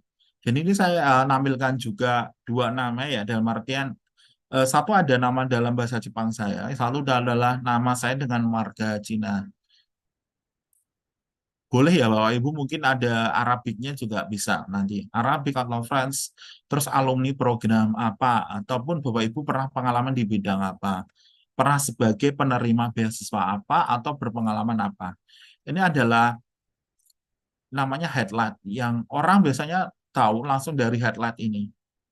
Selain headlight ini, terus kemudian apa saja dia bahasnya, misalkan machine learning, tentang research, tentang sosial media, terus kemudian lokasinya dari mana? Ya karena saat saya berasal dari Tulungagung, Jawa Timur. Boleh diganti juga, misalkan saat ini tinggalnya di California, ataupun tinggalnya di Bandung, ataupun di negara lain juga bisa. Terus ini biasanya ada 2, sekarang dia lagi fokus di apa, terus pernah apa. Misalnya saya pernah lulus dari UGM atau dari kampus mana gitu. Terus ini difiturkan, foto-foto apa saja yang mau ditampilkan di sini juga bisa ya. Contoh nih Bapak Ibu misalkan nih top 20, ataupun saya pernah dapat juara 2 untuk lomba pidato bahasa Cina atau untuk bicara bahasa Cina.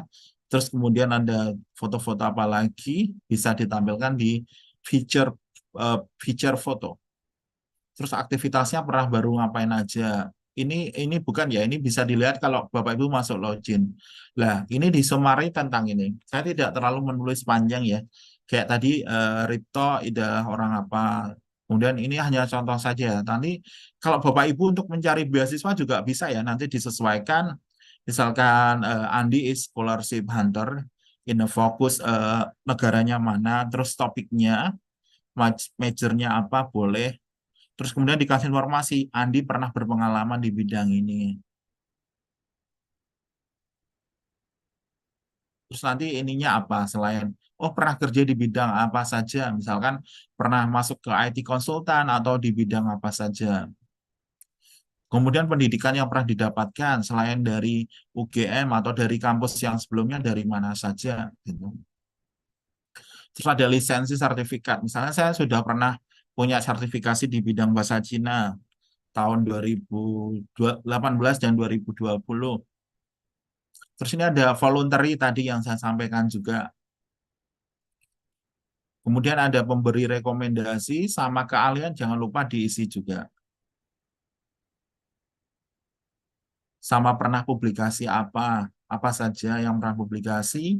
Pemberi rekomendasi ini kurang lebih ada 11 orang di saya. Nanti bisa minta ke temannya ya, atau ke dosennya. Bapak Ibu boleh dong direkomendasikan saya di LinkedIn. Ataupun nanti dipajang di sini juga bisa nampilin CV yang dari file yang PDF atau kemudian di-convert ke foto atau picture, ditampilin di sini. CV-nya bisa kelihatan nanti. Jadi CV online juga.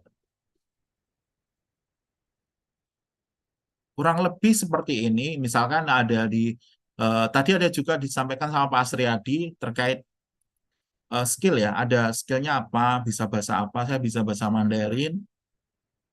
Terus achievement-nya atau reward-nya seperti apa. Saya pernah dapat top 50 AI expert di AI Global Summit. Saya pernah di bidang apa, dapat penghargaan apa lagi. Terus skor HSK, skor TOEFL-nya berapa, Arabik, terus pengalaman organisasi, minatnya bidang apa. Minat ini juga mempengaruhi ya. Misalnya saya minat selain di bidang entrepreneur ataupun di bidang ini, saya juga mempelajari di machine learning atau apa.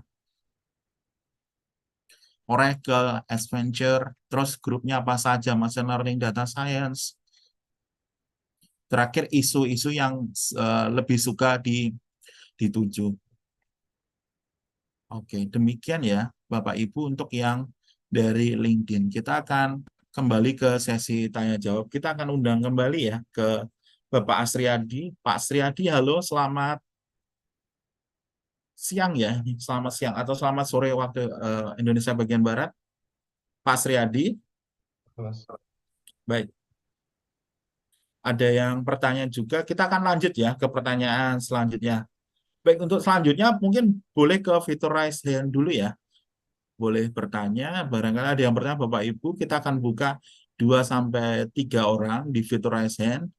Ini ada yang sudah bergabung, ada Bapak atau Ibu ya? Bapak Dedi Riana, silakan Pak. Terima kasih Pak Asriyadi, terima kasih Pak Ripto. Saya Dedi, lulusan S1. Ingin bertanya, pertanyaannya saya pas S1 itu pada saat tugas akhir saya membantu supervisor saya buat cari pendanaan dan ternyata lolos gitu. Tapi di situ kan tidak ada nama saya gitu. Namanya adanya kan PI-nya aja gitu. Itu bisa dicantumkan nggak ya Pak? Maksudnya mungkin dicantumkan di summary ataupun mungkin dalam CV-nya juga gitu. Terus yang kedua, misalkan ada publikasi yang sedang proses, itu boleh dicantumkan apa enggak ya? Itu Pak, terima kasih. Baik, terima kasih Mas Dedi Riyadi. Jadi yang pertama pertanyaan adalah terkait project, namanya tidak tercantum. Yang kedua adalah terkait publikasi. Boleh ditanggapi Pak Asriyadi? Mungkin bisa dicantumkan Mas Ripto ya, tidak apa-apa ya untuk PKM ya. PKM kan memang program mahasiswa ya, PKM itu. Jadi kita bisa cantumkan di experience kita ya. Bisa kita masukkan ke situ. Terus untuk yang publikasi tadi juga kita bisa masukkan juga gitu. Tidak masalah Mas. Jadi kita sebagai ini kita juga personal branding kita juga gitu ya. Oh, kita sudah pernah melakukan PKM gitu ya. PKM itu mungkin lebih ke hampir mirip-mirip ke penelitian juga ya PKM ya. Gitu. Tapi lebih ke istilahnya gitu, lebih ke entrepreneur juga gitu, ada entrepreneurnya juga gitu, risetnya juga di situ ada. Karena kan multitasking kita di situ ya. Jadi kita selain kita jadi entrepreneur juga, kita juga riset juga gitu ya. Baik itu riset secara teknis ataupun risetnya secara non teknis. Berarti kita lebih ke mana ya? Lebih ke mungkin ke kebutuhan gitu ya, lebih ke sosial gitu ya, ke masyarakat gitu, bisa seperti itu untuk PKM ya. Jadi boleh kita masukkan ke ke CV kita ya. Boleh ya Bapak Ibu ataupun Pak Rizky tadi, kalaupun bukan hanya satu ya, bisa 2 proyek atau 3 selama masa studi boleh sekali dimasukkan untuk sebagai nambah nama informasi juga. Tidak harus misalkan namanya memang harus tercantum di ininya, tidak sampai recruiter tuh melihat mana bukti-buktinya detailnya, mana surat ininya, nomor SK-nya, tidak ya. Yang penting misalkan Kayak di ada Indonesia. ya, misalkan ada fotonya ada sudah sebagai informasi dan biasanya juga sudah acceptable juga. Kita tidak sampai yang mengejar gitu ya. Mungkin ini kalau beasiswa LPDP diminta untuk upload ya sertifikat atau bukti pernah apa gitu. Seingat saya pernah apply LPDP terus kemudian dia ada mencatatkan atau upload dari sertifikat-sertifikat tadi itu. Demikian kita coba resen lagi, buka resen lagi. Barangkali ada yang bertanya, silakan lewat fitur resen. Kita buka 1 sampai 2 orang. Boleh Bapak Ibu acungkan tangan. Bagaimana untuk Bapak Dedi Rosadi tadi? Apakah sudah menjawab Bapak Dedi Riyadi? Oh iya Pak, iya terima kasih Pak. Ini sudah menjawab sih sebenarnya. Sama yang kedua mungkin ya tadi gitu, tidak secara ofisial jadi research assistant, tapi boleh nggak gitu dicantumkan jadi research assistant? Boleh, boleh. Nggak apa-apa. Boleh kok. Dan juga tadi Terima yang kasih Pak. ini juga boleh tuh di ya secara singkat gitu ya, job desk-nya apa saja gitu. Benar. Itu kita ya tadi memperkuat CV kita ya gitu. Jadi dia sudah terbiasa nih di ini ya. Itu dari sisi institusi ya, maksudnya dari untuk yang di institusi itu. Kalau misalnya tadi yang di perusahaan, dia bisa mencantumkan gitu job desk apa saja yang di perusahaan tempat dia kerja gitu. Kalau dia mau apply ke institusi ya, itu istilahnya lintas dari dari pekerjaan dari perusahaan kita mau kuliah lagi nih. Jadi kita personal brandingnya seperti itu. Jadi kita bikin apa sih yang mendukung CV kita itu agar kita bisa diterima oleh pihak tadi penerima pemberi beasiswa ya, itu seperti itu.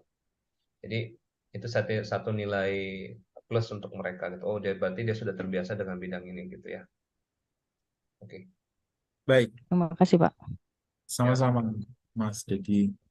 Baik, kita akan geser ke pertanyaan berikutnya. Barangkali sembari nunggu, barangkali ada yang gabung ke raise hand atau angkat tangan, boleh ya ditekan fitur raise hand, angkat tangan, Bapak Ibu. Kita akan coba bacakan pertanyaan di kolom chat juga dari pertanyaan setelah sebelumnya.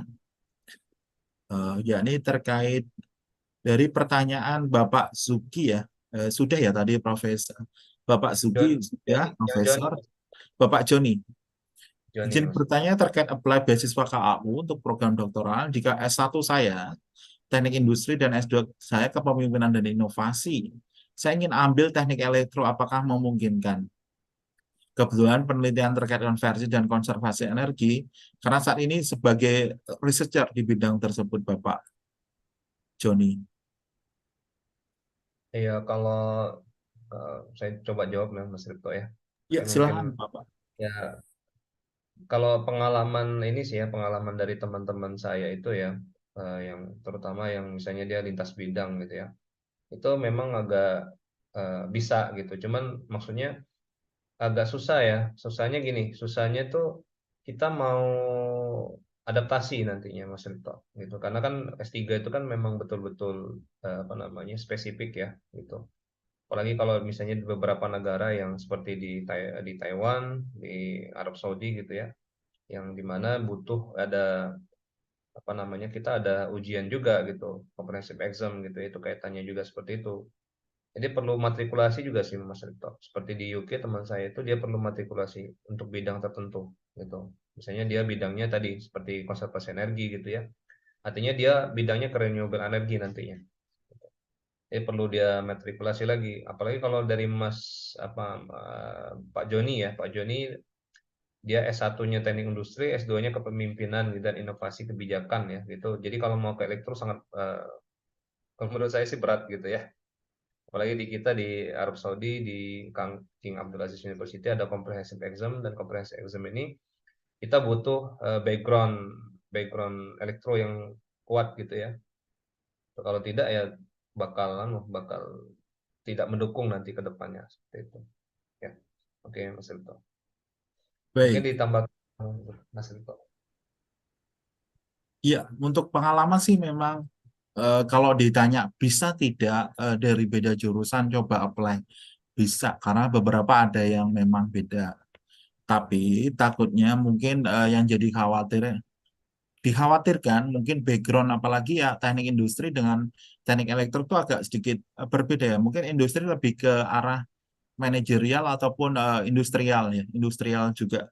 Kayak misalkan apa, kalau ke industri ke kepemimpinan, ke manajemen itu masih bisa ke tadi. Tapi tidak ada salahnya untuk mencoba. Sekali lagi sebenarnya tergantung dari effort kita ya, effort kita juga. Bagaimana nanti ketika kita pas selama studi berproses juga, nantinya itu tidak bisa menutup kemungkinan ya bisa tetap bisa sukses. Jadi kalau ditanya bisa tidak, ya bisa. Tergantung sekali lagi kembali ke individunya juga. Tapi ya memang seperti yang disampaikan Pak Sriadi memang agak berat takutnya karena elektro ini mata kuliahnya banyak sekali ya. Banyak sekali ya Pak Sriadi dan juga kemudian ada ujian komprehensifnya yang cukup lumayan ini ya. Menguras Ya tenaga. menguras energi. Butuh persiapan untuk belajar juga. Kita juga ada di jurusan lain komprehensif, tapi ada beberapa yang di departemen lain tuh memang butuh persiapan mendalam sangat. Baik, kita akan geser ke pertanyaan selanjutnya. Barangkali ada yang mau bergabung di fitur raise hand, boleh boleh dinyalakan dan boleh sambil ini ya kita bacakan. Ada pertanyaan dari Ibu Lutfia Anindya atau Mbak Lutfia Anindya. Beliau bertanya untuk research experience dalam CV apakah perlu dijabarkan, yang dijabarkan apa saja yang dikerjakan dalam riset? Apa perlu dijabarkan apa saja yang dikerjakan dalam riset tersebut? Ya, yang seperti saya bilang tadi Mas Rito. Jadi bisa kita cantumkan ya di situ itu untuk kalau dia untuk apa ya maksudnya dia apa saja gitu yang dikerjakan gitu ya Mas Rito ya. Ya, kalau menurut saya sih kalau sudah research experience sudah dikasih tahu seperti ini pasti orang sudah tahu gitu ya. Jadi tidak perlu lagi kita terlalu detail gitu membahas apa menjelaskannya. Biasanya kalau dari bidang-bidang kita gitu ya sudah spesifik, biasanya mereka sudah tahu gitu pihak pemberi beasiswanya. Itu Mas Oh Rito. iya. Baik, ini masih pertanyaan lanjutan dari Ibu Lutfia atau Mbak Lutfia Nindya. Untuk research metric seperti H-index atau I10, apakah perlu dicantumkan dalam CV jika jurnal tersebut tidak termasuk yang bergengsi, meskipun termasuk internasional jurnal Kyoto? Tetap dimasuk. Saya udah bilang dari awal, cinta saja kita masukin gitu Mas. Yang istilahnya yang apa nama jurnal yang ada di standar jurnal yang di Indonesia gitu ya. Apalagi kalau sudah jurnalnya internasional Q2 gitu, itu malah lebih bagus gitu ya. Atau conference gitu, boleh juga kita masukkan. Ya tadi kita mau bangun personal branding kita cantumkan apa yang sudah kita lakukan, kita kerjakan selama kita di institusi ya, itu untuk yang di institusi ya. Nah itu, jadi kan memang kalau kita di akademisi itu ya yang perlu ditonjolkan yang itu gitu. Jadi pengalaman experience ini riset experience kita gitu ya. Ada itu publikasi kita gitu. Ada itu kalau misalnya ada training ya training gitu ya. Kita masukkan semua di CV kita gitu. Jadi orang dia berarti orang ini ya maksudnya dia produktif nih orangnya aktif gitu. Jadi tidak hanya dia mau dapat beasiswa nih, mereka mau memberikan beasiswa kepada orang yang ya tadi yang produktif gitu ya. Jadi tidak apa tidak kalau misalnya dia tidak produktif ya bagaimana kami bisa memberikan beasiswa gitu ya. Itu. Jadi itu salah satu penilaiannya jadi bisa meyakinkan gitu ya, menarik perhatian dari pihak pemberi beasiswanya gitu. Ya. Boleh ya dicantumkan semua jurnal juga boleh. Tapi untuk yang metriknya, baik untuk metriknya sepertinya tidak perlu ya. Seperti ada tulisan H-indeksnya, I10-nya nggak perlu.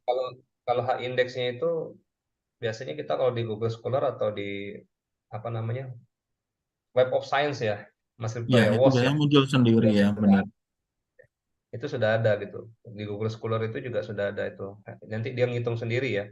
Jadi Iya. Google Scholar akan menghitung ini kita, nilai kita sendiri nanti di Scholar Google-nya gitu ya. Nanti kelihatan itu berapa citasinya berapa gitu, per tahunnya berapa gitu. Nanti dari situ dia akan menentukan berapa H-index kita gitu.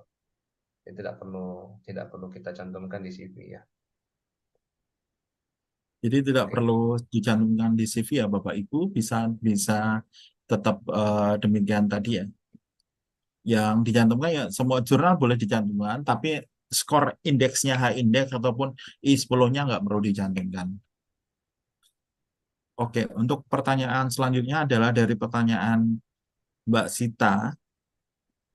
Apakah jika S2 sudah lama sebagai dosen nih, dari tahun 2011, kemudian tiba-tiba mau melanjutkan S3 di KAUS,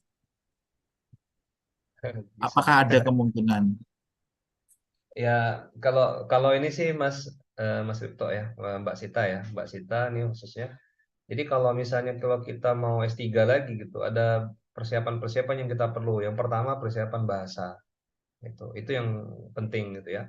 Karena kalau saya lihat itu hampir seluruh universitas itu mereka mensyaratkan bahasa. Kenapa? Karena mereka mau meng-hire seorang aplikan gitu ya.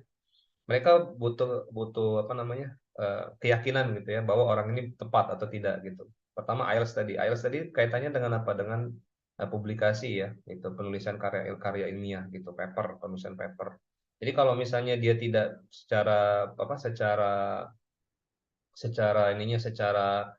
eh, secara kualifikasinya dia tidak masuk gitu ya, tidak ada IELTS itu, dia tidak bisa gitu. Dia tidak bisa melakukan tidak bisa untuk diproses selanjutnya ya, karena ya tadi tidak ada kualifikasinya tadi ya gitu. Jadi sangat penting sekali IELTS itu yang pertama sekali. Yang kedua apa namanya tadi experience juga ya gitu, experience juga. Jadi experience-nya tadi kaitannya dengan itu tadi, dengan apa namanya, tergantung kita di institusi atau di perusahaan gitu ya. Jadi experience juga kita bakal dilihat gitu.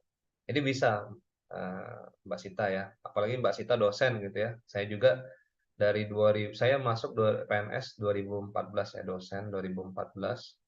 Terus baru 2021 saya kuliah gitu ya. Cukup lumayan lama, sekitar 7 tahun ya gitu. Tapi saya selama itu juga saya awalnya gitu, saya persiapkan memang ya IELTS itu, memang saya coba sudah berapa kali menggunakan TOEFL, itu hasilnya tidak kurang maksimal ya gitu.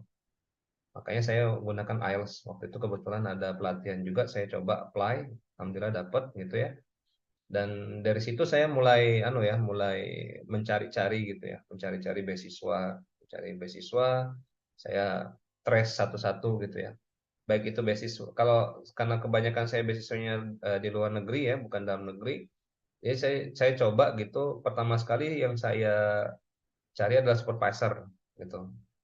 Ya, pertama kali saya coba cari supervisor, terus supervisor yang saya hubungi, saya kirim CV saya gitu ya, saya kirim proposal saya gitu, proposal riset saya gitu.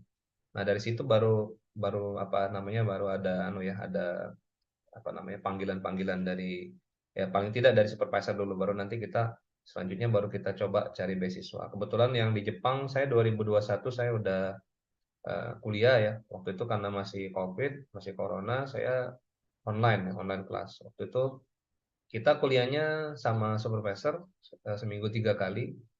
Nah itu pertama sekali saya kenal sama supervisornya itu tahun 2018, tapi baru kuliah 2021. Saya minta waktu sama supervisor saya selama berapa tahun gitu ya untuk mencari beasiswa. Alhamdulillah dapat waktu itu yang di AGP. Yang nggak dapat yang di dalam gitu, dalam negeri, dapat yang di AGP, yang dari kampus ya, foundation gitu, AGP Foundation, dikasih beasiswa gitu ya. Jadi tidak menutup kemungkinan walaupun kita sudah lama, apalagi Mbak Sita ya sebagai dosen, artinya akademisi gitu ya. Jadi sudah tahulah lebih, maksudnya apa namanya, skill-skill yang kaitannya dengan tadi ya, dengan skill dan experience yang berkaitan dengan akademisi itu sudah tahu gitu ya, sudah ngerti gitu. Jadi tidak perlu gimana mau lanjutkan S3, bisa insya Allah Bisa, gitu ya. insya Allah ya. Ini sama seperti ya dari pertanyaan tadi ada Mbak Sinta, ini Mbak Dela. Apakah Mbak Sinta dan Dela ini janjian bertanya? Mirip-mirip Mas Yan. Lulus S2 tahun 2020, saat ini 4 tahun sebagai, sebentar, ini lulus S2 tahun 2020, 4 tahun setelahnya menjadi ibu rumah tangga. Berarti 2024 nih.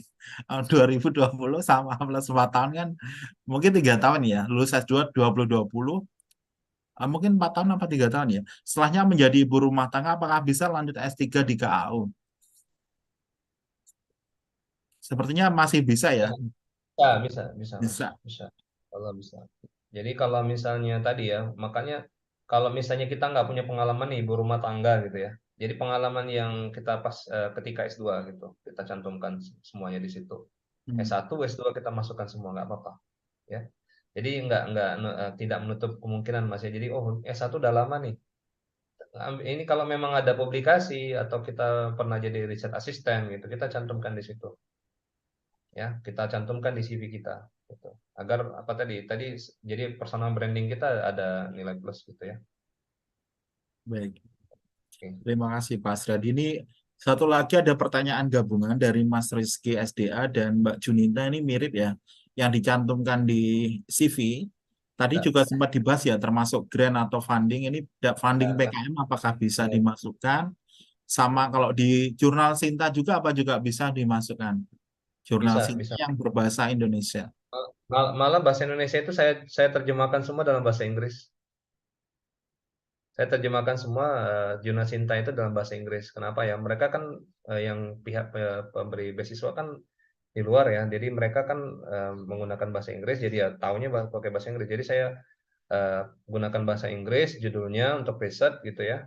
Baik itu tadi juga ada, kalau misalnya grant risetnya juga saya pakai bahasa Inggris, tapi saya cantumkan gitu institusinya yang ngasih grantnya siapa. Terus untuk yang publikasinya Sintanya pakai publikasinya jurnalnya jurnal apa gitu. Seperti itu Mas. Jadi saya terjemahkan semua ke dalam bahasa Inggris. Terus paling yang tadi pemberi grantnya siapa saya kasih gitu. Jelasannya siapa gitu. Baik itu yang dari dalam ataupun dari luar gitu ya. Karena kan kita kebanyakan di Indonesia kan dari dalam ya, jarang yang di luar gitu. Nah, jadi saya cantumkan yang di dalam. Baik itu dari institusi ataupun mungkin dari dikti gitu ya. Nah, saya masukkan di situ juga.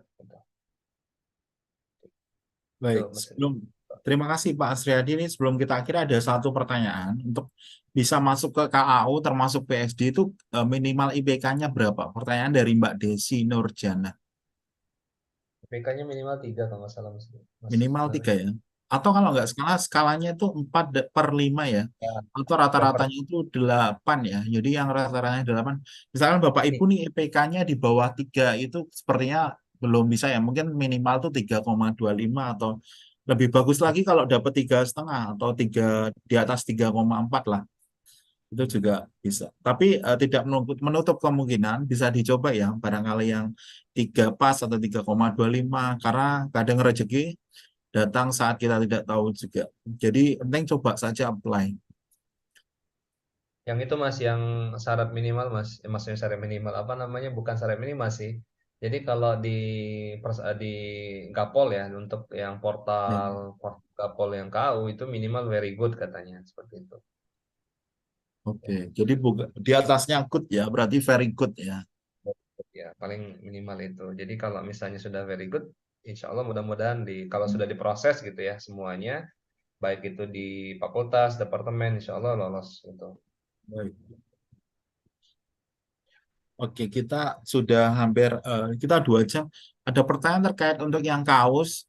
Jadi fresh graduate bisakah masuk dari high school, dari SMA ya? Apakah bisa masuk KAUS? Jawabannya belum bisa karena di KAUS belum ada S1 ya atau program undergraduate. Mungkin nanti disiapkan untuk yang S2 atau S3. Ya, semoga di KAUS membuka S1 juga nantinya. Semoga ya. Sekarang masih S2, S3 Mas ya, sama postdoc ya? Ya, untuk Mas Adi. Postdoc, S2, S3 ataupun sebagai researcher atau sebagai pekerja di sana juga bisa. Bisa sebagai researcher, bisa sebagai scientist ataupun ke yang lain bisa. Innovation Manager, Innovation Development, ataupun sebagai IT Analyst atau sebagai Data Scientist bisa juga. Baik, tak terasa kita sudah hampir 2 jam ya. Sebelum kita akhiri, kita boleh minta tolong Pak Sriadi untuk memberikan spotlight dulu untuk acara hari ini. Ya, Memberikan spotlight ataupun motivation statement atau statement closing statement, silahkan. ya tetap semangat Mas ya untuk mengejar cita-cita ya. Ini kalau ya namanya mimpi itu ya akan apa namanya setinggi langit ya mimpi itu ya. Ya kalau istilahnya ya walaupun kita punya apa namanya punya keterbatasan ya Mas ya, punya kekurangan, tapi yakinlah kita punya juga kelebihan gitu. Nah, dari kelebihan itulah kita tonjolkan diri kita, Mas. Baik, menyambung dari pernyataan Pak Asriadi, karena mimpi gratis silakan mimpi setinggi-tingginya sampai paling atas ya Bapak Ibu, sampai menjulang ke atas juga. Dan karena banyak sekali ya di sini teman-teman dari Indonesia itu dari background yang bahkan bukan dari keluarga orang kaya bisa menembus mau baik KAU, KAUS ataupun universitas di Saudi lainnya.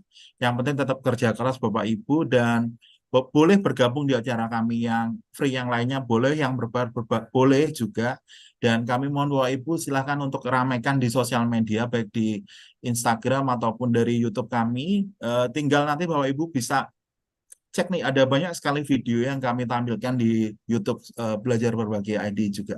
Dan free silahkan ditonton Bapak Ibu. Ataupun event-event menarik kami lainnya. Dan mohon untuk diramaikan juga. Boleh juga di-share ataupun juga boleh juga di komen. Terima kasih. Kami ingin mohon undur diri. Jika ada salah kata ataupun kurangnya, kami dari Belajar Berbagi atau tim saat ini yang bertugas kami mohon maaf. Sekali lagi, wabillahi taufiq wal hidayah. Wassalamualaikum warahmatullahi wabarakatuh. Mohon untuk undur diri dan sampai jumpa di event selanjutnya. Assalamualaikum warahmatullahi wabarakatuh. Terima kasih Pak Sriadi yang sudah sampai bertemu.